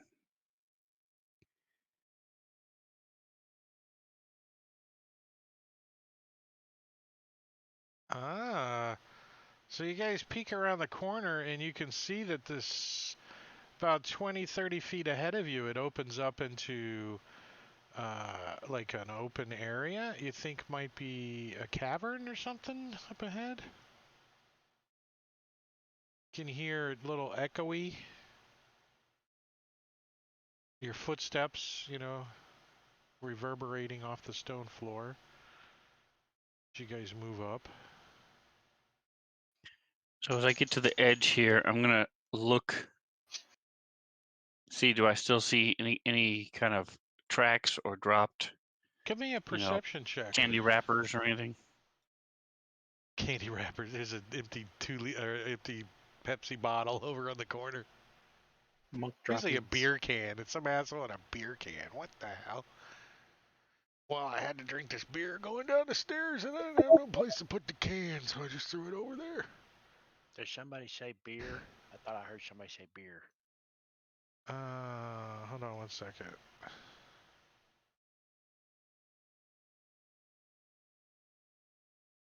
All right, you guys, like, see some kind of shifting. You hear like a little clatter, like coming from, further in the cavern somewhere up in the corners that you can't quite see. You can sense that there's something up there moving around on the stone. Like you can hear their like maybe claws clittering on the stones or something.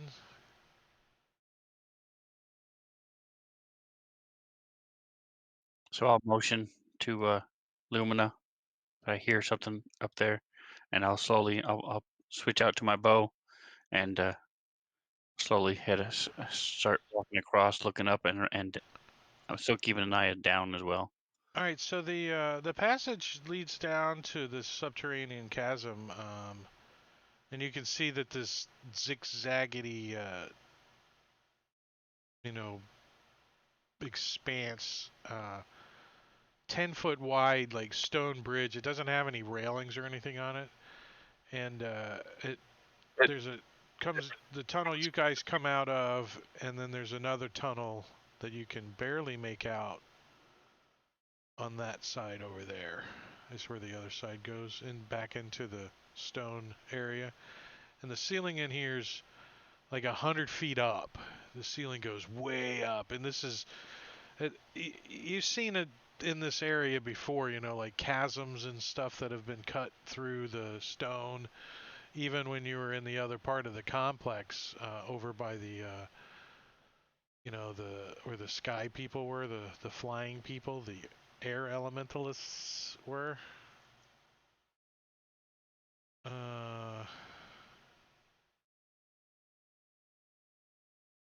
And as you move out onto the bridge, I'm going to walk down the middle as much as I possibly can. all right, let's do the power of Fantasy Grounds. How's that? Does that help you guys? You feel better? The grid is moved.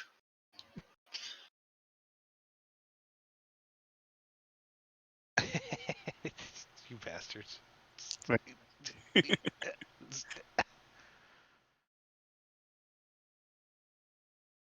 There. That makes me feel better.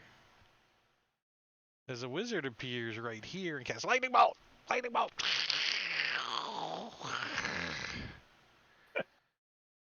But we do have the start of an encounter.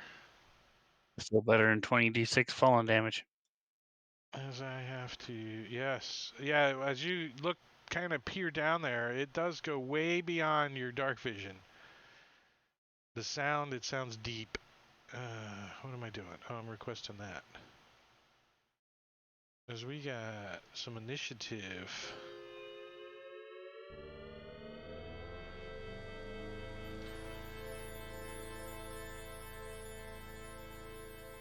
That advantage on initiative really helped when I rolled 2 6s.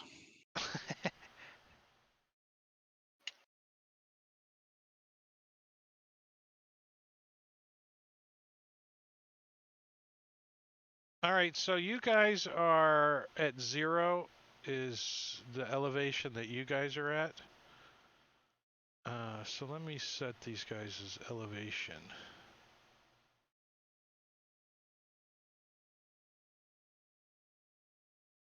Well, one of these buttons does it. There it goes.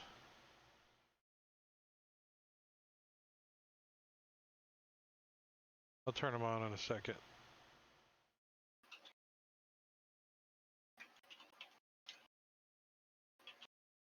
All right, here they are.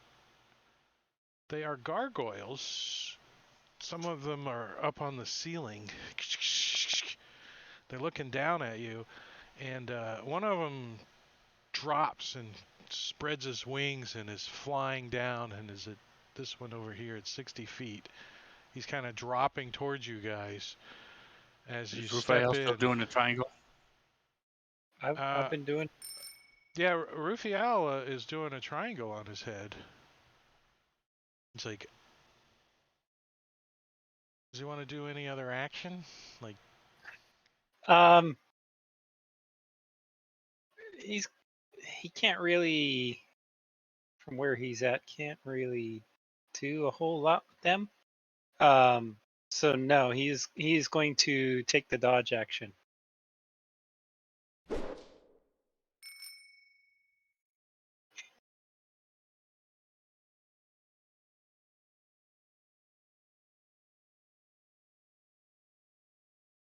so yeah, so this one's gonna drop and start heading down to, oops, Alt. So he's gonna fly down to, about, not quite all the way down. He's kind of about 25 feet above the bridge. He's kind of swooping down, and you see him,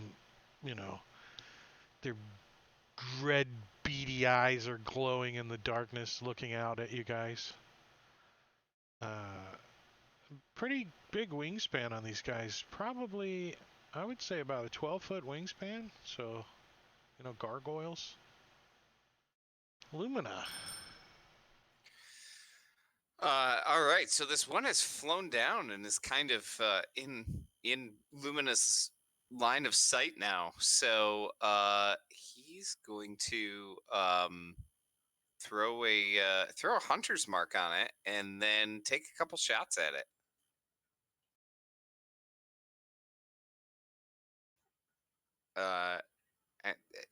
Actually, he's gonna shoot. He wants to see what happens when he shoots at it first before he tries to hunter's mark him.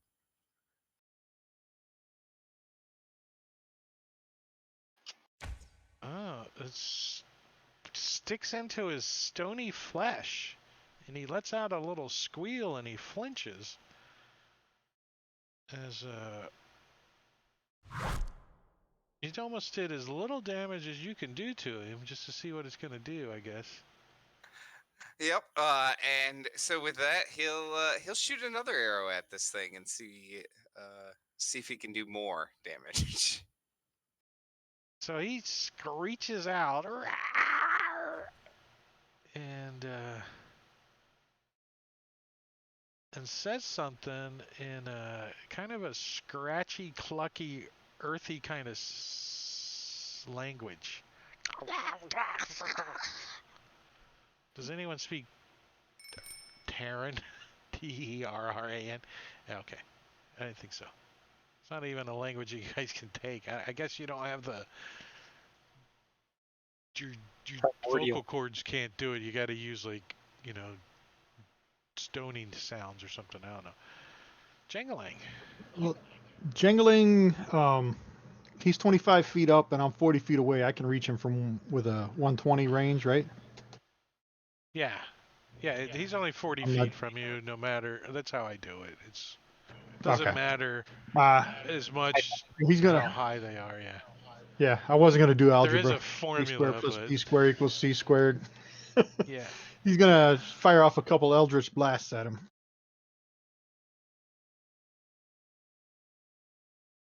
I mean, if he was like 120 up and you were like 120 away, then we would have a conversation about it, you know. Right. Well, that's... And a second beam. And that one hit him. was a hit. And then that is the end of Jangling's turn. Pinch. You see, like, Pinch do you see them, not a like, clue. shooting and firing, but you don't know what's going on? No, you can hear him I talking. see him shooting and firing. I don't think Pinch one of kinda them hunkers bothered to down. describe anything going on. Nope. So, you know, he's gonna kind of. Can he stand like right here beside Slay?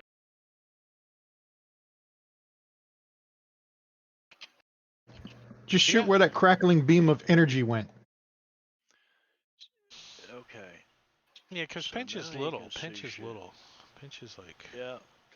Well, he can move through people's spaces and stuff, but he can't stop there. But he had to kind of get over here. Well, his total movement's 25 Oh, you mean feet, so he's in the kinda spaces, freaking correct, stuck. yeah. Yeah, right. So he's kind of stuck where he's at now. Well, unless 5, he 10, wants 15. to, I'll give you 20 feet to get there because you could have just came up, you know, next to him. Yeah, right. Oh, shit. Pinch draws his bow, and This one hasn't come off the ceiling yet. oh, He's way up there, 100 feet up. Did it look like so they were Pinch, shooting over here somewhere? Pinch can't I couldn't see him. What can I see? This one? Because Verbally abusive? Well, what's Pinch got for a light source? 2040. Well, I mean, he's holding this. The drift globe. It's beside him. Well, yeah, he should be. He's only 5 I'm feet gonna away. hold an action, and I'm gonna take a melee attack at anything that gets into my melee range. If it swoops down here, fucking attacking it. So. Oh, so he's got his short sword or dagger out or whatever. Not his bow. Well, yeah, because if he can't see him up there, then there's no chance that he'd be shooting a bow. So he's going to just ready an action to attack anything that. So he comes in, he's got his drift globe in his hand. He comes in, he looks around, he shines the drift globe around. He can't really see. It's floating. The drift globe floats. Yeah, but it doesn't stay next to you. It stays 60 feet behind you. That's the problem. It doesn't float next to you. When you walk away, when you get 60 feet from it, then it starts to follow you. So you have to carry it around, or if you get too far away, it'll follow you. But I can let go of it; it'll just float right here, right? Yeah, and then Yeah. when you walk from it, it stays. That's why we need to make it a token. Then because you have to drag it with you, or it's going to stay where it's put. It's kind of a pain in the buttocks. It is. But You just get some night vision goggles. when you come in, you can make this guy out swooping down. So you could draw your short sword or draw your bow. Shoot I'd or rather ready. I'd rather ready with my dagger. Okay. Perfect. And you got the ready. Soleil, what are you just running through here So as there's fast as you little, can? poof, little dust cloud appeared in the shape of Soleil where he was as he takes off. Bing, bing, bing. Beep, beep. Ricochet, trap finder. I'm getting away. off this bridge. I'm gonna get off this bridge and then sort of slide to a stop.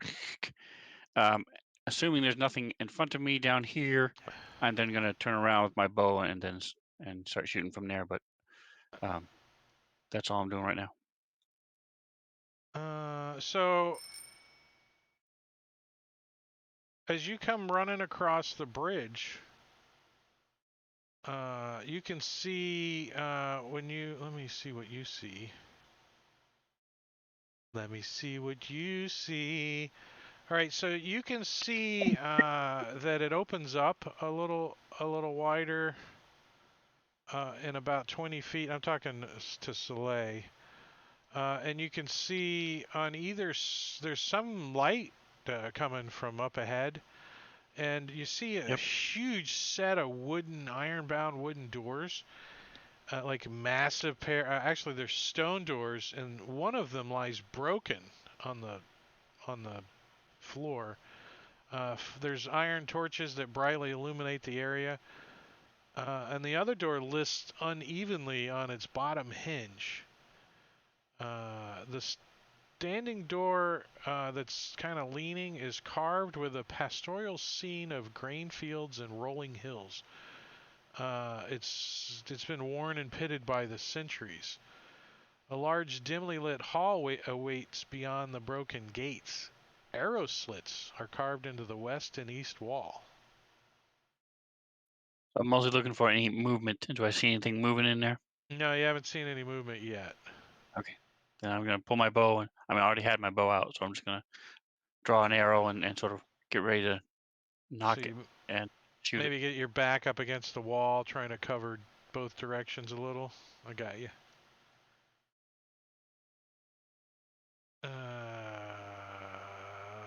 Malicious laughter is definitely gonna swoop down and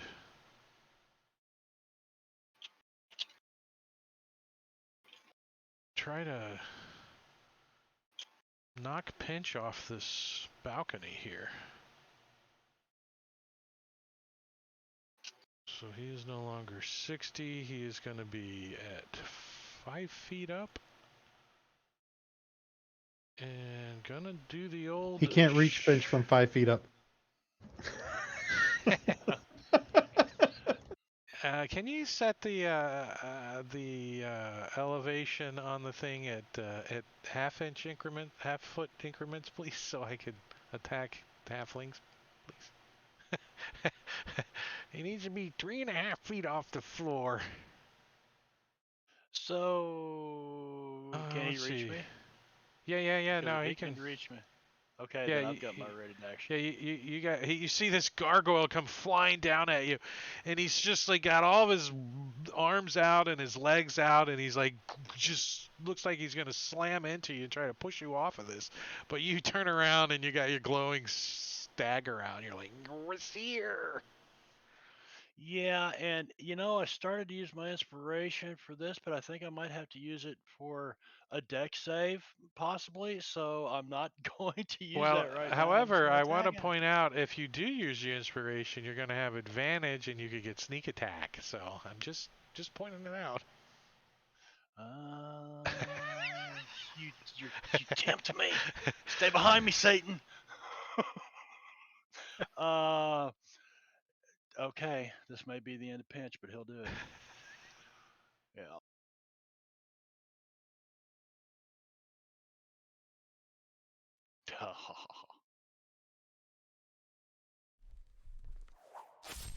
So you slice open this thing as he tries to slam into you and shove you off of this thing. So the old shove is a strength versus your strength Acrobatics. or athletics or acrobatics. You get to choose. Can I give him my inspiration?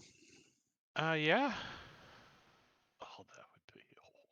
So freaking Soleil yells out, "Pinch, look out! He's gonna push you off!" So you have inspiration. So Pinch, you Drop the first Lumina, 14. Thank you, you look Soleil, over I at owe ya. Pinch and you think, "Oh, this poor little guy's going for her." And then you look down and he's got It was his fun. toes dug into the stone, his toenails, because he's barefoot. He's just clawing onto the floor as this thing has to. I don't even know if he can he? I also have some monkey shit that I got hit with earlier, and It's I'm gonna like- like smear it on his face as he goes by. In the So old this thing- Matrix. This thing like slams into Pinch, and Pinch just kind of rolls it off of him, and like kind of pushes him, and he ends up over here, kind of starting to drop down below the bridge line there. So I'm going to put him at 0 because he's even, but he's tumbled and his wings are kind of caved in a little bit. He's got to kind of right himself and stuff. And that was his action, because shove takes your full action. It's not I don't think you can use it as part of your multi-attack. Pleasantly limp. Well, this guy comes swinging down from the roof. He's pleasantly limp, but he immediately takes off towards Soleil. Let's see. He's 100 feet up. He can fly 60, so he can dash and get down right on top of you.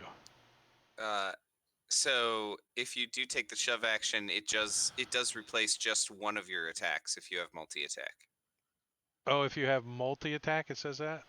Yeah. So Oh. if you can shove somebody and like knock them down and then attack them. All right, well, next time I'll know, but this time Pinch got lucky. He didn't get a claw or a bite.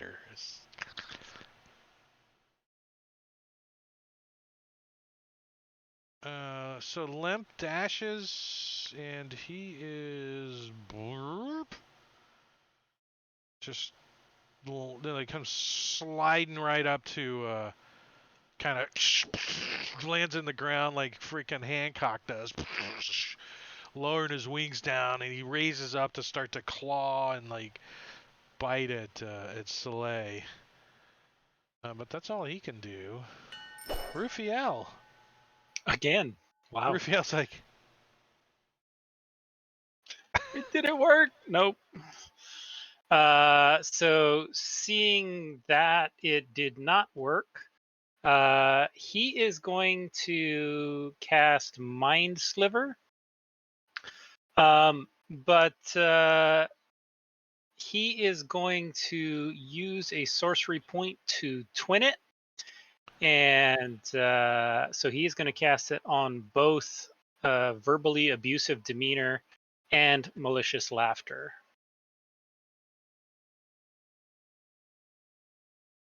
And kind of poke and prod their minds.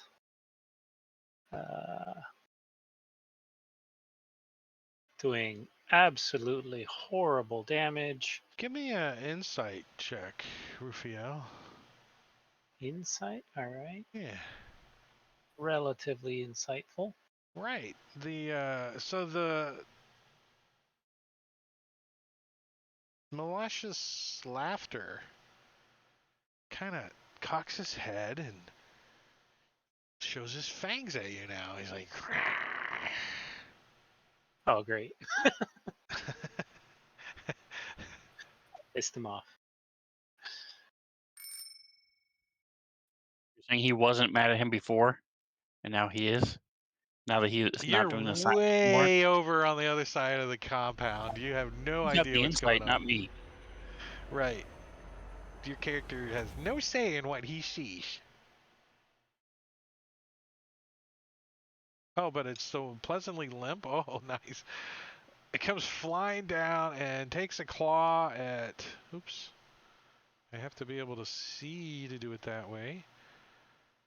Takes a claw swipe at Soleil. 2 attacks, one with its bite and one with its claw, and hits, kind of scratching open your arm, doing 5 points of damage, and then he leans in and he tries to bite you as you're fending him off with your axe and stuff.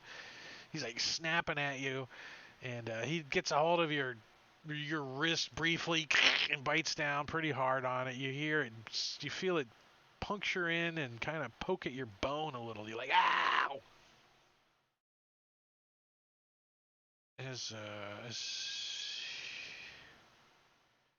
And he's gonna do one of those quick flap his wings and kind of flip over you. And it looks like he's trying to stop you. You know, trying to block your way. You know, as he's clawing and biting at you. Lumina. All right. So now that Lumina knows he can damage these things, because he was a little worried about that, he will put Hunter's Mark on the one that's attacking Pinch, and then take a couple shots at it.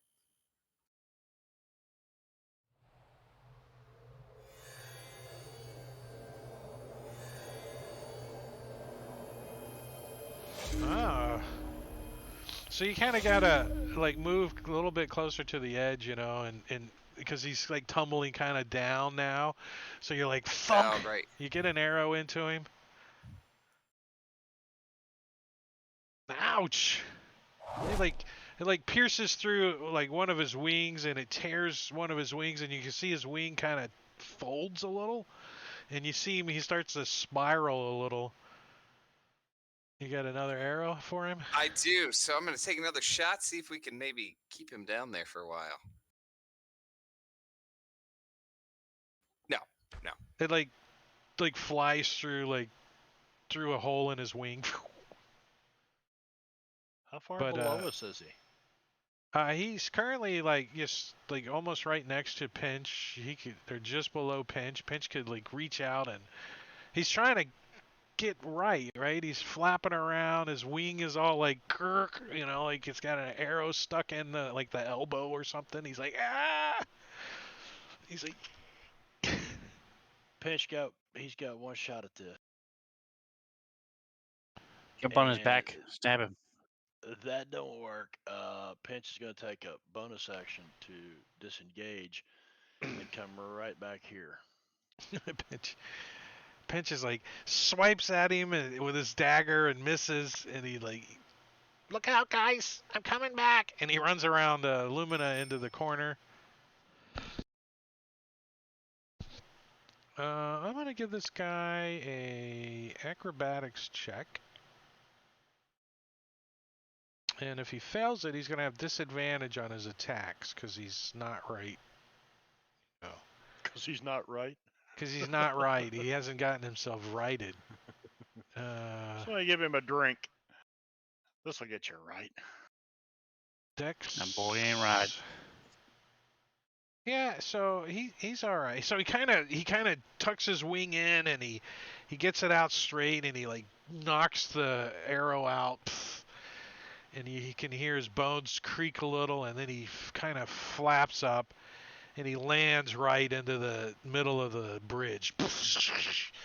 And he walks over at Lumina and just starts trying to claw at him, swiping at him with his claw, and he slips on some monkey poop. monkey poo that Pinch left there. He's like, oh, you see him twist his back. He's like, my sciatica. If anyone spoke Tarian, that's what he said. And then he tries to bite at, as he's down on the ground. He like nips at his Lumina's ankles. He's like, he grabs a hold of his ankle and just like bites down, Ah, that's my weak point. like right in his Achilles tendon. His tooth goes like, "Ugh." And he yells out in pain, ow, I can't concentrate no more, and loses concentration on his hunter's mark. He's like, damn it, make me burn a spell slot. I hate you. Soleil. All right, so I'm going to drop my sword. My longbow, and pull out my sword, and attack this guy. He looks nervously at the greatsword as you hit him with it. And it says, warning. Ouch. Almost Nice. maximum damage. He's still pleasantly limp, though. Just saying, you haven't enticed him at all. He's still pleasantly limp. The second one can't get through his tough hide. I'm going to say my friend was doing the sign, damn it. You say it in comment. He says, grubble, shriek, carrion noise, grubble, grubble. All right, Jangalang's gonna Eldritch Blast that same one that's still up there in front of it. That's like the slowest moving one. He's like, He's gonna miss him twice, and then that's gonna be the end of Jangalang's turn, since he can't see Select. oh. Well, what do we have here? 25.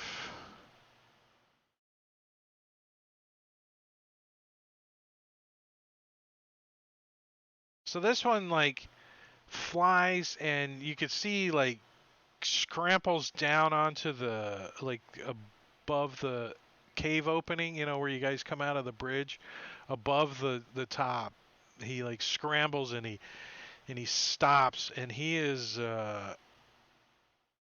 10 feet up. So he doesn't have reach on you guys, but that's where he scrambles and he stops and he looks down. He's like, "Rah!" And he looks like he's gonna like try to just drop by and attack at you, but he's not gonna have enough movement to do all of that this round. So he's going to dodge. If anyone attacks the guy up there, he's like. Jangalang and Rufiel and Pinch can't see him because he's outside above the opening, like hanging on the wall so I upside can't- down. Okay, so I can't see him anymore from there. No. Shit. I mean, he's there. You can hear him clamoring around out there, but you don't have line of sight on him. Yeah, I gotta see him. All right, let me clear this target then. You can see that one for sure. Yeah, that one's like standing there like with his wings all spread out. He's like blocking the path. So Jangalang's just gonna call him a few choice words. He's like, my mom was a pebble. What are you talking about? No. And A 2 minus 2 is what he rolled. He got a 0 on his save. He took that one to heart too. He's like,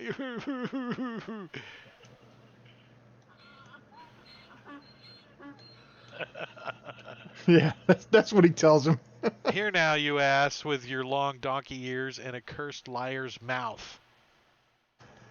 And he's gonna take some psychic damage and disadvantage on his next Points. attack. Wow. Vicious Mockery's gotten some viciousness to it, doesn't it now? When you get to 2d4s. Abusive demeanor. That's the one upside down. All right, so this is what he's going to do. He's going to jump off the top of the ceiling and come flying down, and he's going to try to grab Lumina as he goes over his head. He's going to try to grab him and pull him with him as they go off the thing. So it's still going to be the old shove as one of his actions. But just for point, he's going to try to strength, athletics. Where's it at? So athletics. Oh, Jesus. Oh, Marbania, 25 months. Holy crap. Thank you for the resubscription. Wow. All right, give me a dexterity saving throw. Luna. All right. Can I give him my inspiration? I was just say, does he have inspiration? Oh, he Yeah, doesn't need it. Yeah, It's a I'm little fine. late. It's a little late. All right, so he shoves. You fall, but you grab a hold of the lip. So you're hanging by your hands. What did you have anything in your hands? It's So I had my longbow, so I assume I just like drop it. well. Up Let's on the, assume. ledge. That that you did drop your longbow for a second. Now, did you drop it as you were going, or did you throw it down beforehand? Did you see this coming? What skill do you want to determine that with? If you dropped it before it fell, and perception, or an insight, or something? Oh man. Well, Acrobatics? yeah. I mean, I Yeah. kind of want to say I want to say perception because that's like his best skill, but it's probably more of like an insight, like to see into the fight a little bit in the future, That you right? thought that was what was going to happen. Okay, give me Yeah. the insight. Let's see. The DC's only a 10, so it's not that hard. There you go. So you saw him jumping towards you, and you look down at your bow, and you're like, I don't want to lose this if I go off. So you chuck it this way, and he like hits you, and you land on the bridge, and then you flip over, and as you do, you grab a hold of the bridge, so you're hanging. Your fingers are on the bridge, and you feel down, and you can kind of feel rock down there where your feet are at. It's not just a suspended bridge; it goes straight down. So Right, you can okay. kind of feel down there. You haven't gotten your feet perched on anything yet, but he's gonna try to grab you. So a grapple check is also a strength athletics type of thing. Since he does have he has multi-attack, so are you guys understanding that he can do a grapple, or maybe a grapple you can't do both of them? I Well, think- let me see if he can. We'll worry about that in a second. I want to see. He's going to try to grab you with his string. So you're trying to get out of the way, and you don't. So he grabs a hold of you like, and you can hear him like kink one of his claws into the rock down below, and he grabs a hold of you, and he starts to like pull, like trying to pull you off, but he hasn't had anything. He can't do that yet. So he's just got a hold of you.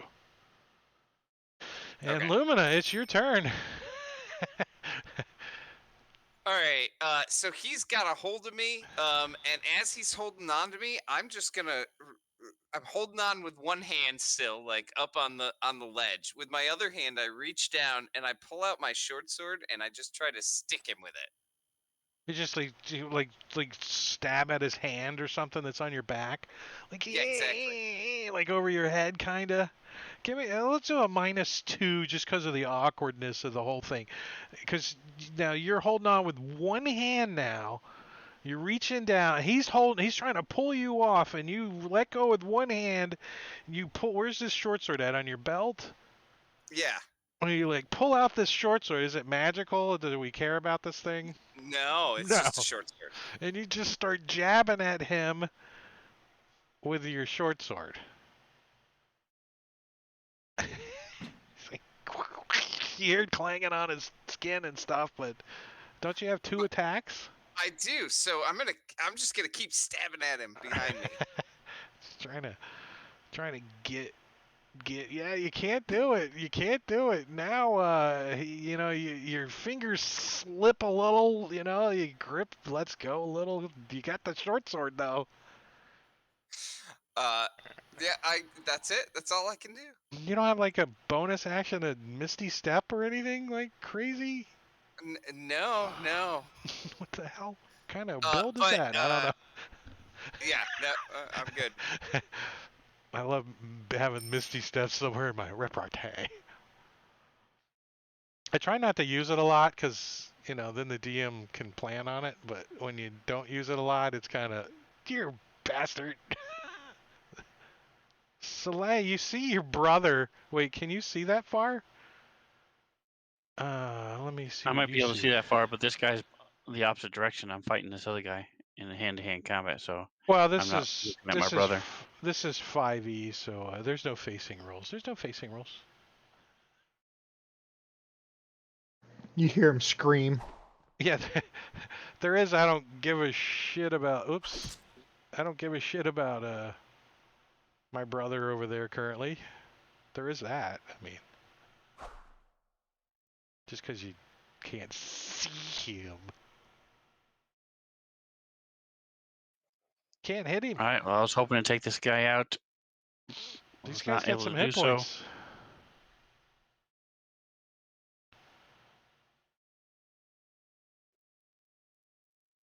And that's it. There's nothing else. I don't have any other special things. I don't have one of those flying cloaks, so I made sure I didn't go off the ledge. There's, I think, a couple in the party, but no one's wearing them. They're like in the backpack and stuff. Well, am. that Feel don't this. work. Huh? Rufiel's wearing one. Oh, is he? Yeah. He's probably the one that needs it the least since he can grow wings. This is true. They're getting tangled up in the stupid damn cloak. You're like, oh shit. Molasses Laughter is the one, and he looks down, and he steps up to Rufiel, and he looks at you for a second. Do you do anything? He's like, and he's raising up his claws. There's nothing I can do. So he's like, and he swipes at you with his claw.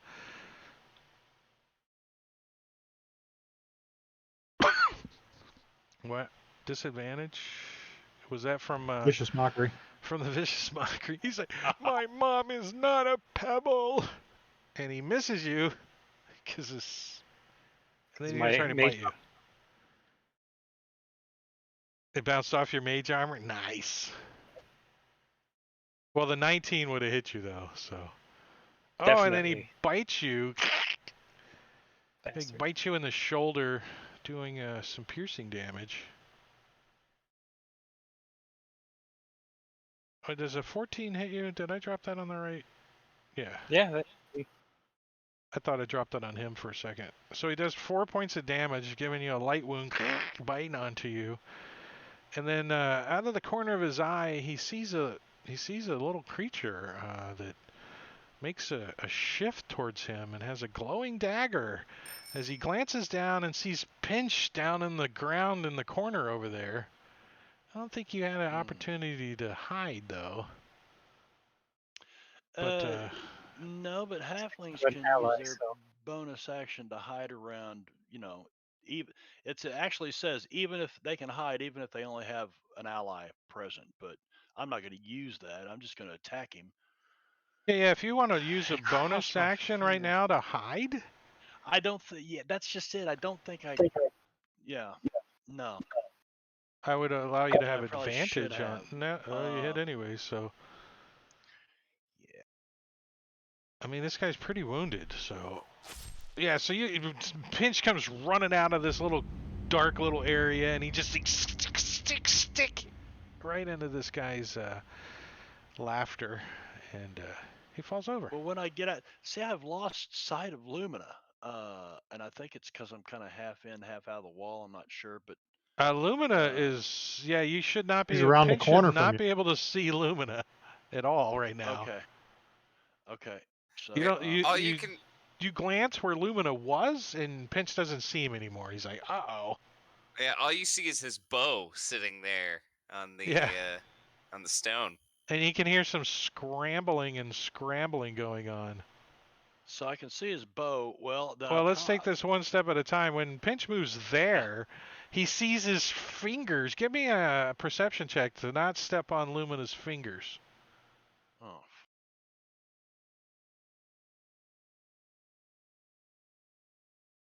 Yeah, that's good enough. That's good enough. It's 22. You're like, those are nice fingers. And you look over the edge, nice. and there's one. He's holding on one hand. He's got his feet kind of perched a little, and there's a huge gargoyle falling backwards, grabbing a hold of him, trying to pull him off, and he's stabbing at him with his short sword. And you look over right in it. You see his fingers are slipping like. Eek, eek, eek. Somebody It's help! gonna I grab ain't his got hand. nothing. I've got nothing. Somebody help! Grab him, Pinch! I mean, I've used my action, so I don't know if I can do anything. Can I bonus action grab onto him? Can I or bonus something? action? Can I bonus Bonus action action attempt to save him. disengage with him? I don't know. Yeah, exactly. I think that Pinch would probably get out of the way and at least move to here and start fishing his rope off of his What does backpack. Pinch have in his other hand? He's been kind of bringing this drift globe along. Remember, he's got to Oh, kind is of he bring holding the drift? drift Yeah, globe? Yeah, he's holding. Okay.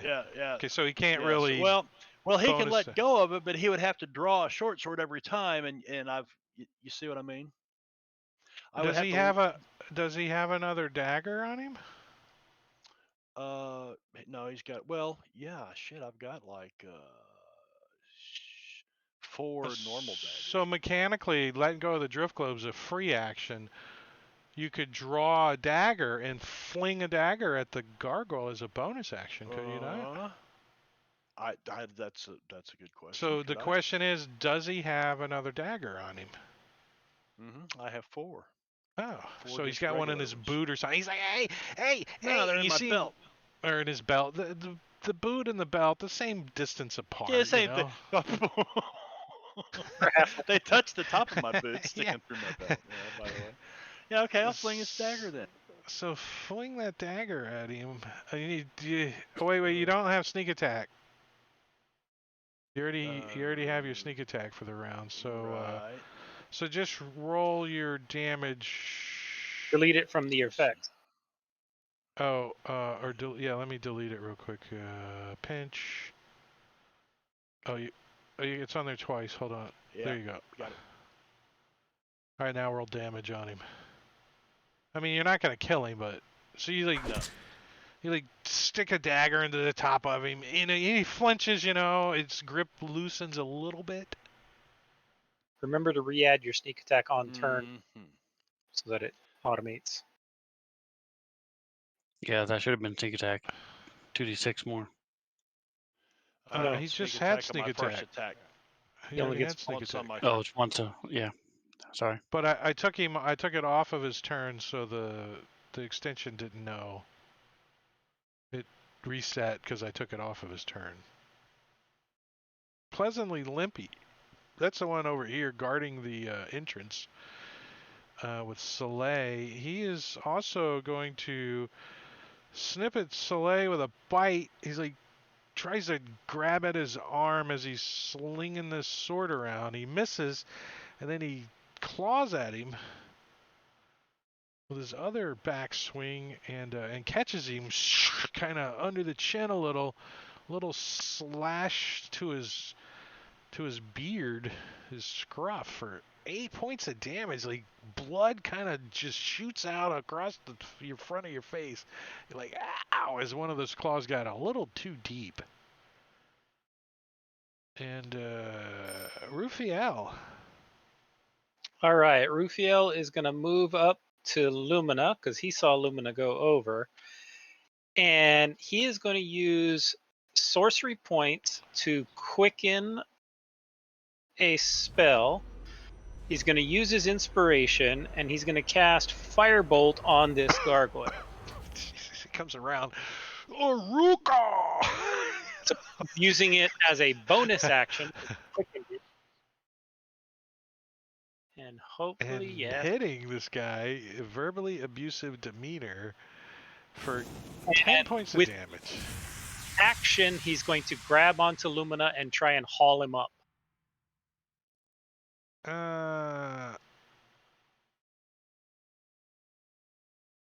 You're going to try to lift Lumina as he's grappled by the gargoyle. If I can't even pull him up, then I'm at least going to That's a s- provide additional pull on him to try and keep him from going over.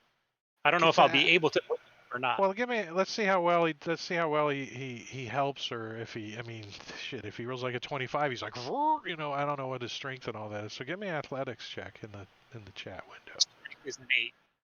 Oh, it was almost a 20, so a 9. So you're just helping him. You're just like, come on, get up here, come on, come on. You're Hang on to him then. he's, you know, you see his fingers kind of crawl in a little bit. No, he's still got this short sword.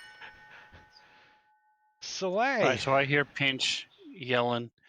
So I'm going to move. I get an op attack. He's gonna take his swipe of his hold on, let me find his stupid little claw. I have 80 feet of movement, so I should easily be able to enter Raphael's square. And I'm going to lay down on the bridge and try to pull him up. Yeah, so no problem. He takes a swipe at you, and had we been using the official effects, he would have suffered 2 levels of exhaustion. Must have hit himself in the nuts or something.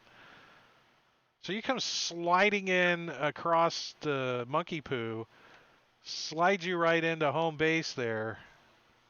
Was that your full round? Yes. So even if I can't pull him up, I'll at least want to grab him because I haven't grabbed anything this turn. He gets to the air and he like crawls over to the edge and he reaches over and he's trying to help.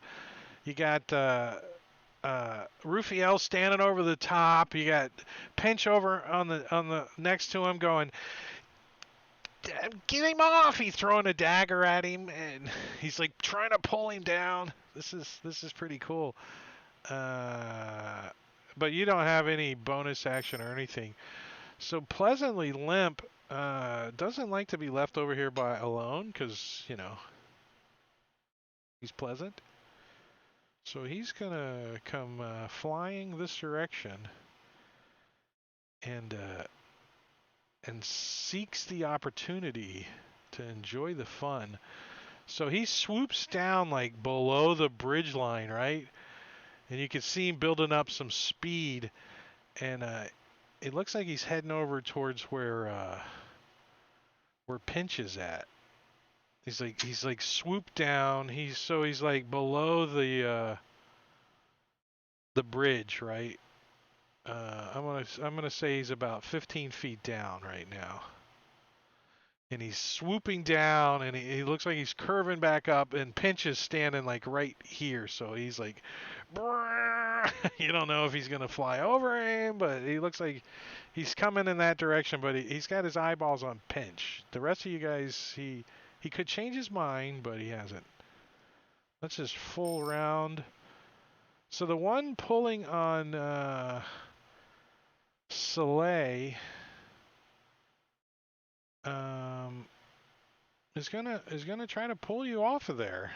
He's gonna give you the old strength. A strength hoe. Ooh, he's gonna let. So his feet slip. His wing is kind of caught on the wall. He can't get it out. He doesn't have a grip, and he pulls against your whatever with advantage because you got help. So acrobatics or Holy crap! So you kick off the wall next to you, and you just kind of run up the wall because Raphael's got a hold of your arm, and you kind of just run up the wall and land right up on top of all of them. Just kind of fall on top of them. Knock them out of balance and stuff, and you got to end up in a square other than where they're at. But as you leave that threatened square, he's going to take a swipe at you with his claw. That seems like a fair trade-off. Okay. And it's so magnificent that I'm going to give him -2 to hit. It's so magnificent. As you parkoured up the wall or something, and he like gets just wall, like you hear his claws scrape against the wall. So you need to pick a square where you want to be that's not occupied. Oh, I guess you could be in Dead Body Square if you want. I suppose. Yeah, probably there. That's good. Okay, good.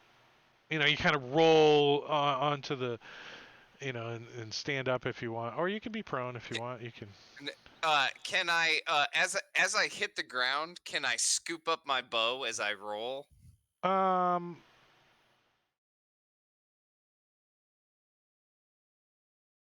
It's not actually your turn. Okay. I mean, I was thinking, fair. yeah, it's your turn. You have plenty of stuff, but I'm like, wait, that was a reaction. So I think I gave you a lot for a reaction.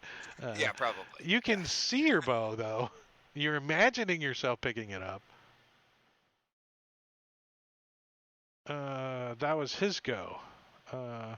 And I guess the only thing he's got left is, so I'm gonna say that he falls. He's gonna fall down like a few feet because he was pulling and he let go and he just kind of drops and he falls.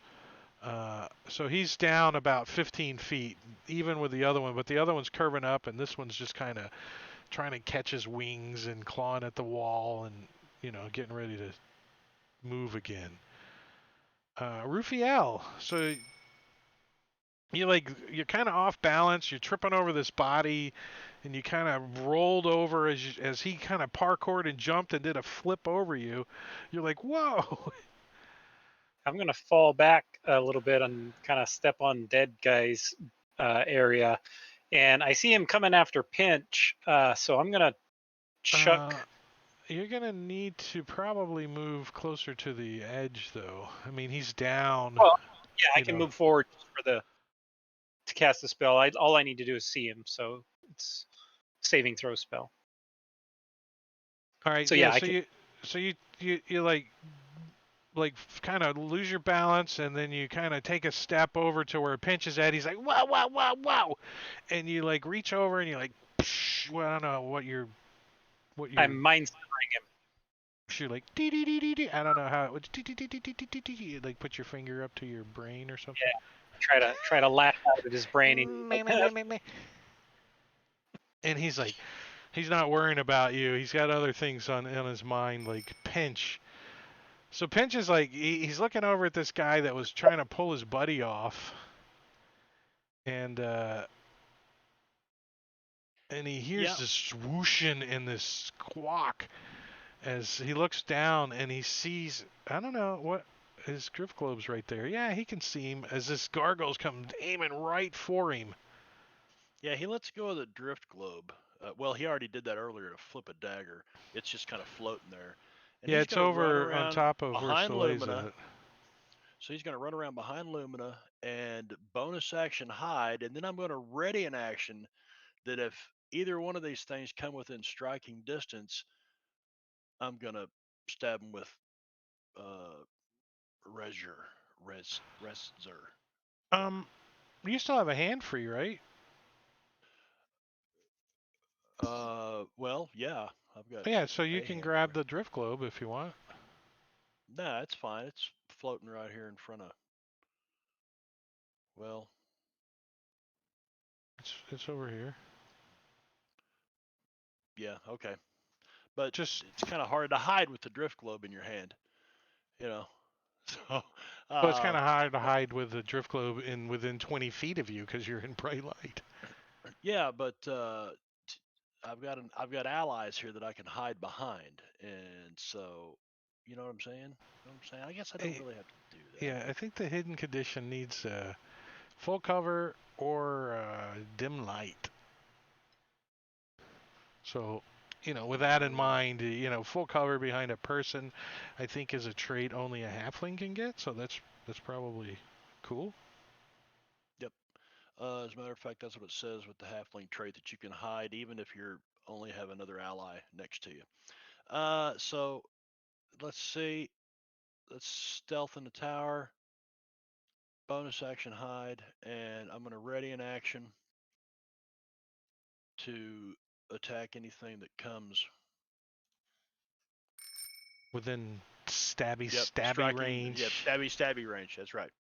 So Jangling, you're not quite exactly sure what the hell's going on out there. There's shit flying around, bodies moving. You. So I'll run up there to 15 to see what the hell's going on. So when you look over, you see this gargoyle smile as he's swooping right towards you. He's like, And I'll take a shot at each one of them with the Eldritch Blast. One each. If I can find it. Where'd it go? FYI, a dead guy can't attack you. There we go. Wounded guys can. This one.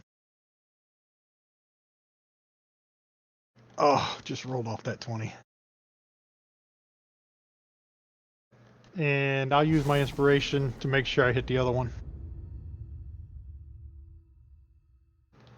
Clear targets. Target him. Oh, Jesus. Then I'll move back to 15 feet. Take cover. And that's the end of Jangling's turn. Lumina, you kind of stand up and you're like, oh, that was kind of interesting. And then you look down and you see this other gargoyle like angling like right towards sort of you again. You think wash, rinse, and repeat's about to happen. All right. Well, I will step up and grab my bow. I don't know if I have to move into Soleil's space, but move up to No. the edge here. And now he kind of kicks it over to you a little bit. All right, Or and I does picked up he? my Wait, bow. does he? Oh. Yeah, if I can, I will. Okay. Absolutely. Okay. He might kick it off. I don't know. Yeah, He looks I like at you. open my. You look down at it. And he kicks it off the bridge. Drop something. Told you we should have closed the portcullis. All right, so I'll move up and take a shot at this one that grabbed me, because I'm The one mad at that's, this guy for if pulling you me off spoke the edge. Carrion, he's verbally abusing you right now. He's verbally Yeah, abusing exactly. you. And I'll use my inspiration to get advantage on this attack.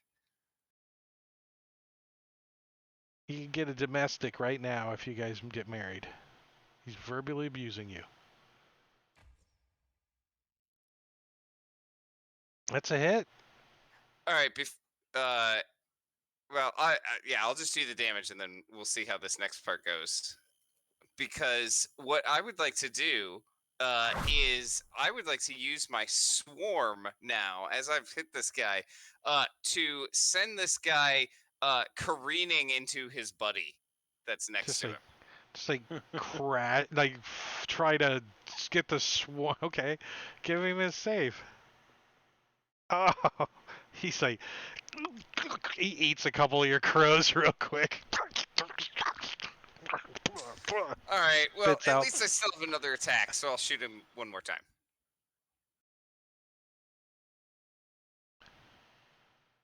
That's it.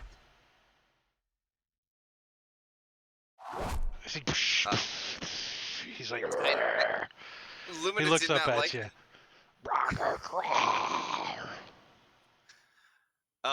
Lumina did not like being pulled off, so he will step back onto this dead body to try to pull off like, again. And I like try to tangle my feet up in this dead rubble of hazardous, difficult terrain here. Yeah, it'll work great. It'll work good. It'll work good. Oh. Jangalang, top of round 5. All right, let's see. Jangling will move forward again. 5 to there. And we'll try to hit each one again. Actually, I think you need to be there. All right. They're both down 15 feet, so. All right, that one was a hit.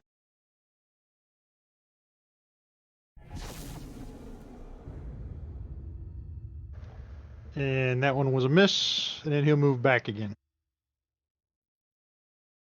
We just moved to there.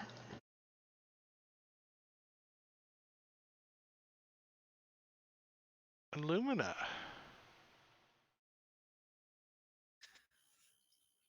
All right. Lumina will do basically the same thing. He'll step back up where he was and keep shooting at this this guy who grabbed him.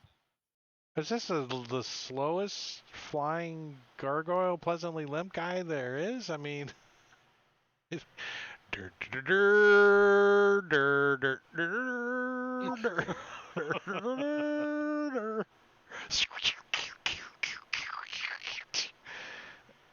poor guy. Take a second shot at him.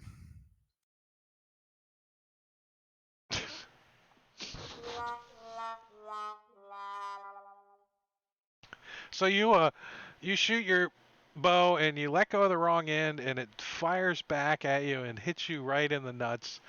And had we been using the rules, you too would have some exhaustion. The worst effect in the game, I think that one is. There's another one that was pretty damn bad too. I forget what it was, but I think I should give you some dice rolling advice here, and that's maybe take up golf.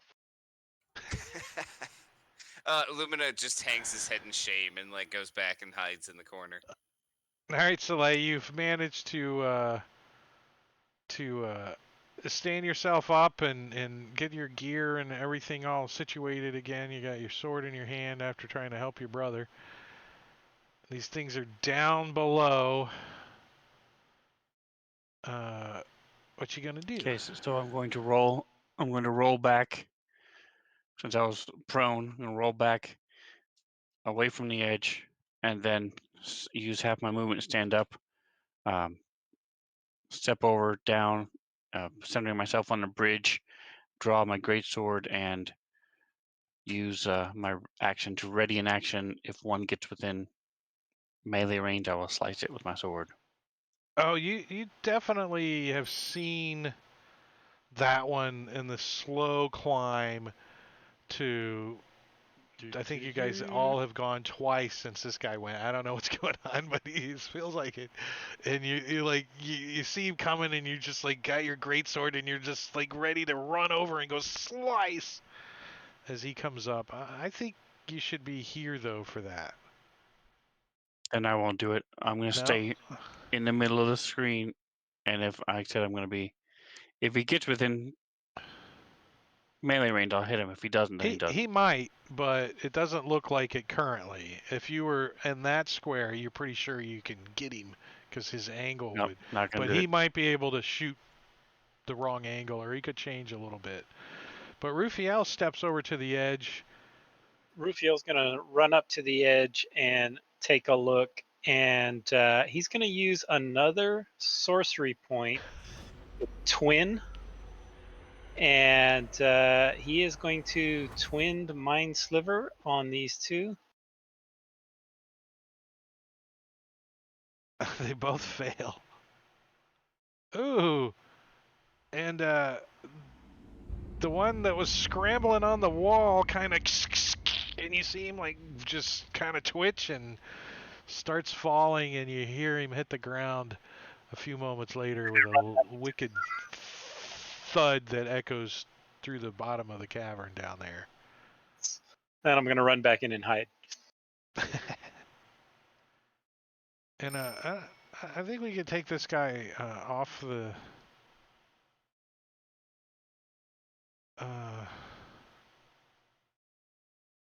Off the. Just one less thing to deal with since he's all the way down there. No one's going to trip over him. Pinch! So you're like, you were hiding and then, like, you're hidden. My hiding. Your yeah, guy ran away moved and now you're standing there like the drift globes shining in your eye. You're like, oh. Yeah, but I'm gonna follow Slay's example and move up here around him, and I too will ready an attack that if something comes within striking distance.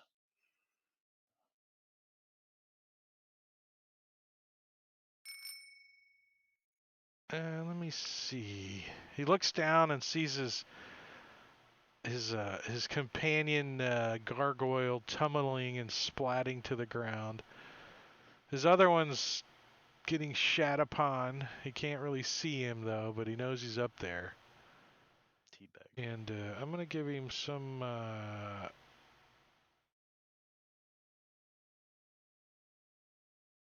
They're not really like scared of stuff because they're like elementals. So I'm gonna just give him a quick roll.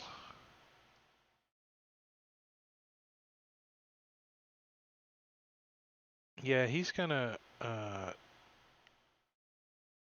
land right there. He comes flying up and just lands right in the square. And I get my attack. Yep. And he looks, see who he's going to attack, and you freaking swipe at him, and he just. Oh, I still had my prone on. Let me take that off. Yeah, but I think you still missed with your 5 plus 6 is an 11. Yeah, you still missed.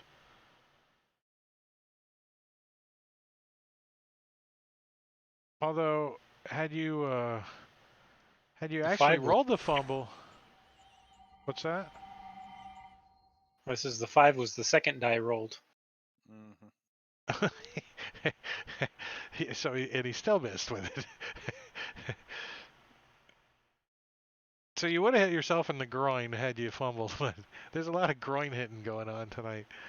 But that increases your chance of getting attacked. Yep. So he's gonna bite at Soleil, and it's blocked by his bonus stat, and then he kind of swipes at him with his claw as he moves into the middle of the bridge. Just lays open Soleil and kind of lifts him up with his claw, like off the ground as his claws sink into him, and drops him back down on his feet as he does 9 points of damage. His claws lifted up.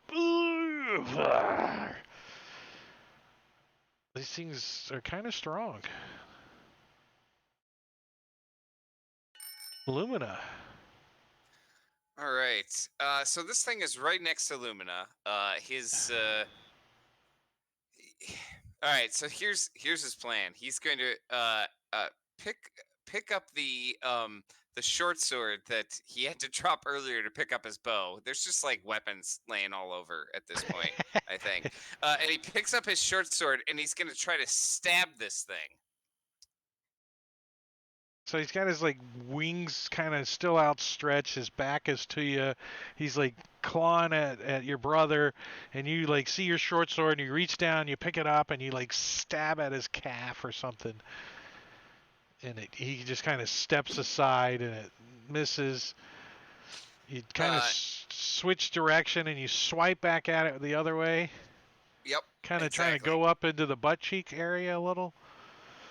As it bounces, he's like, I'm too sexy for my butt cheek. Too sexy for it.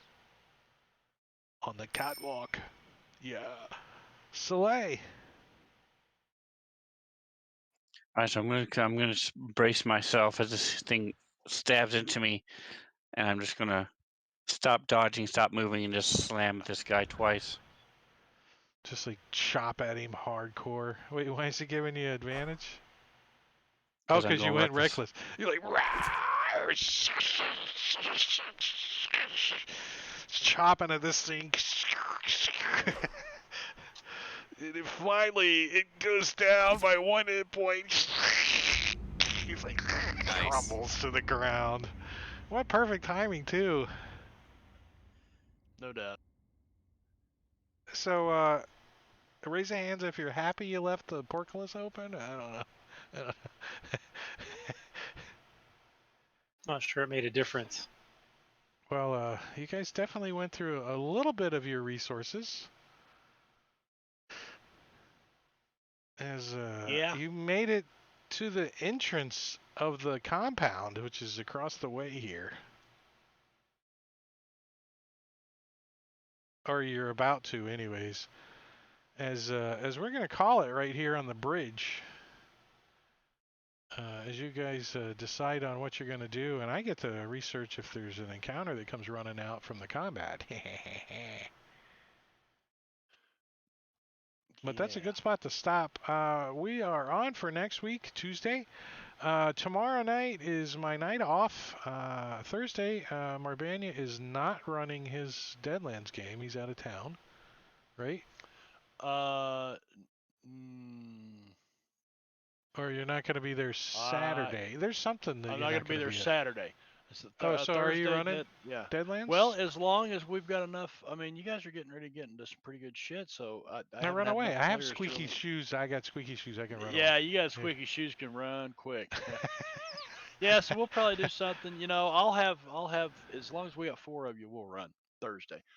Takes 4 to play. That's my rule. Takes 4 to play.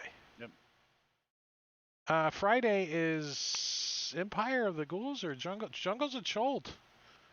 Jungles of Cholt. Right here, 8 o'clock. I will be DMing a homebrew 1 year after the Tomb of Annihilation ended. The death curses ended. There are people still wandering around Cholt trying to find stuff, including the party on Friday. Saturday, hopefully, we'll have 4 to play. If Diablo Bob can make it, we will be playing. I'll be running Rime of the Frostbane. Thank you for the follow, Cast Played. KS Played. Appreciate that. That's Saturday. That's at 9 o'clock over on Rob's channel. I will be DMing Rime of the Frostmaiden. If all goes well, we should have some players enjoying their time in Yethrin, the crash city of the Nethril, right? Nethril, am I saying that right? Oops, not that button. Well, I just, did I crash everything now? Okay.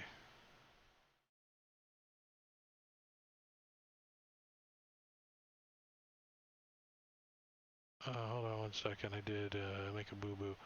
And then Sunday, All Things Fantasy Grounds, 9 o'clock over on Rob's stream. Let me give you Rob's information if you guys want to check me out over there. 9 o'clock, All Things Fantasy Grounds. I'll be co-hosting with Rob. I don't know who else is going to be there. And then back here on Tuesday, Rime of the Frost, or Princes of the Apocalypse. That's it. Say goodnight, everybody. Good night, everybody. Night. And we'll see you guys around. Take it easy. Have a good week.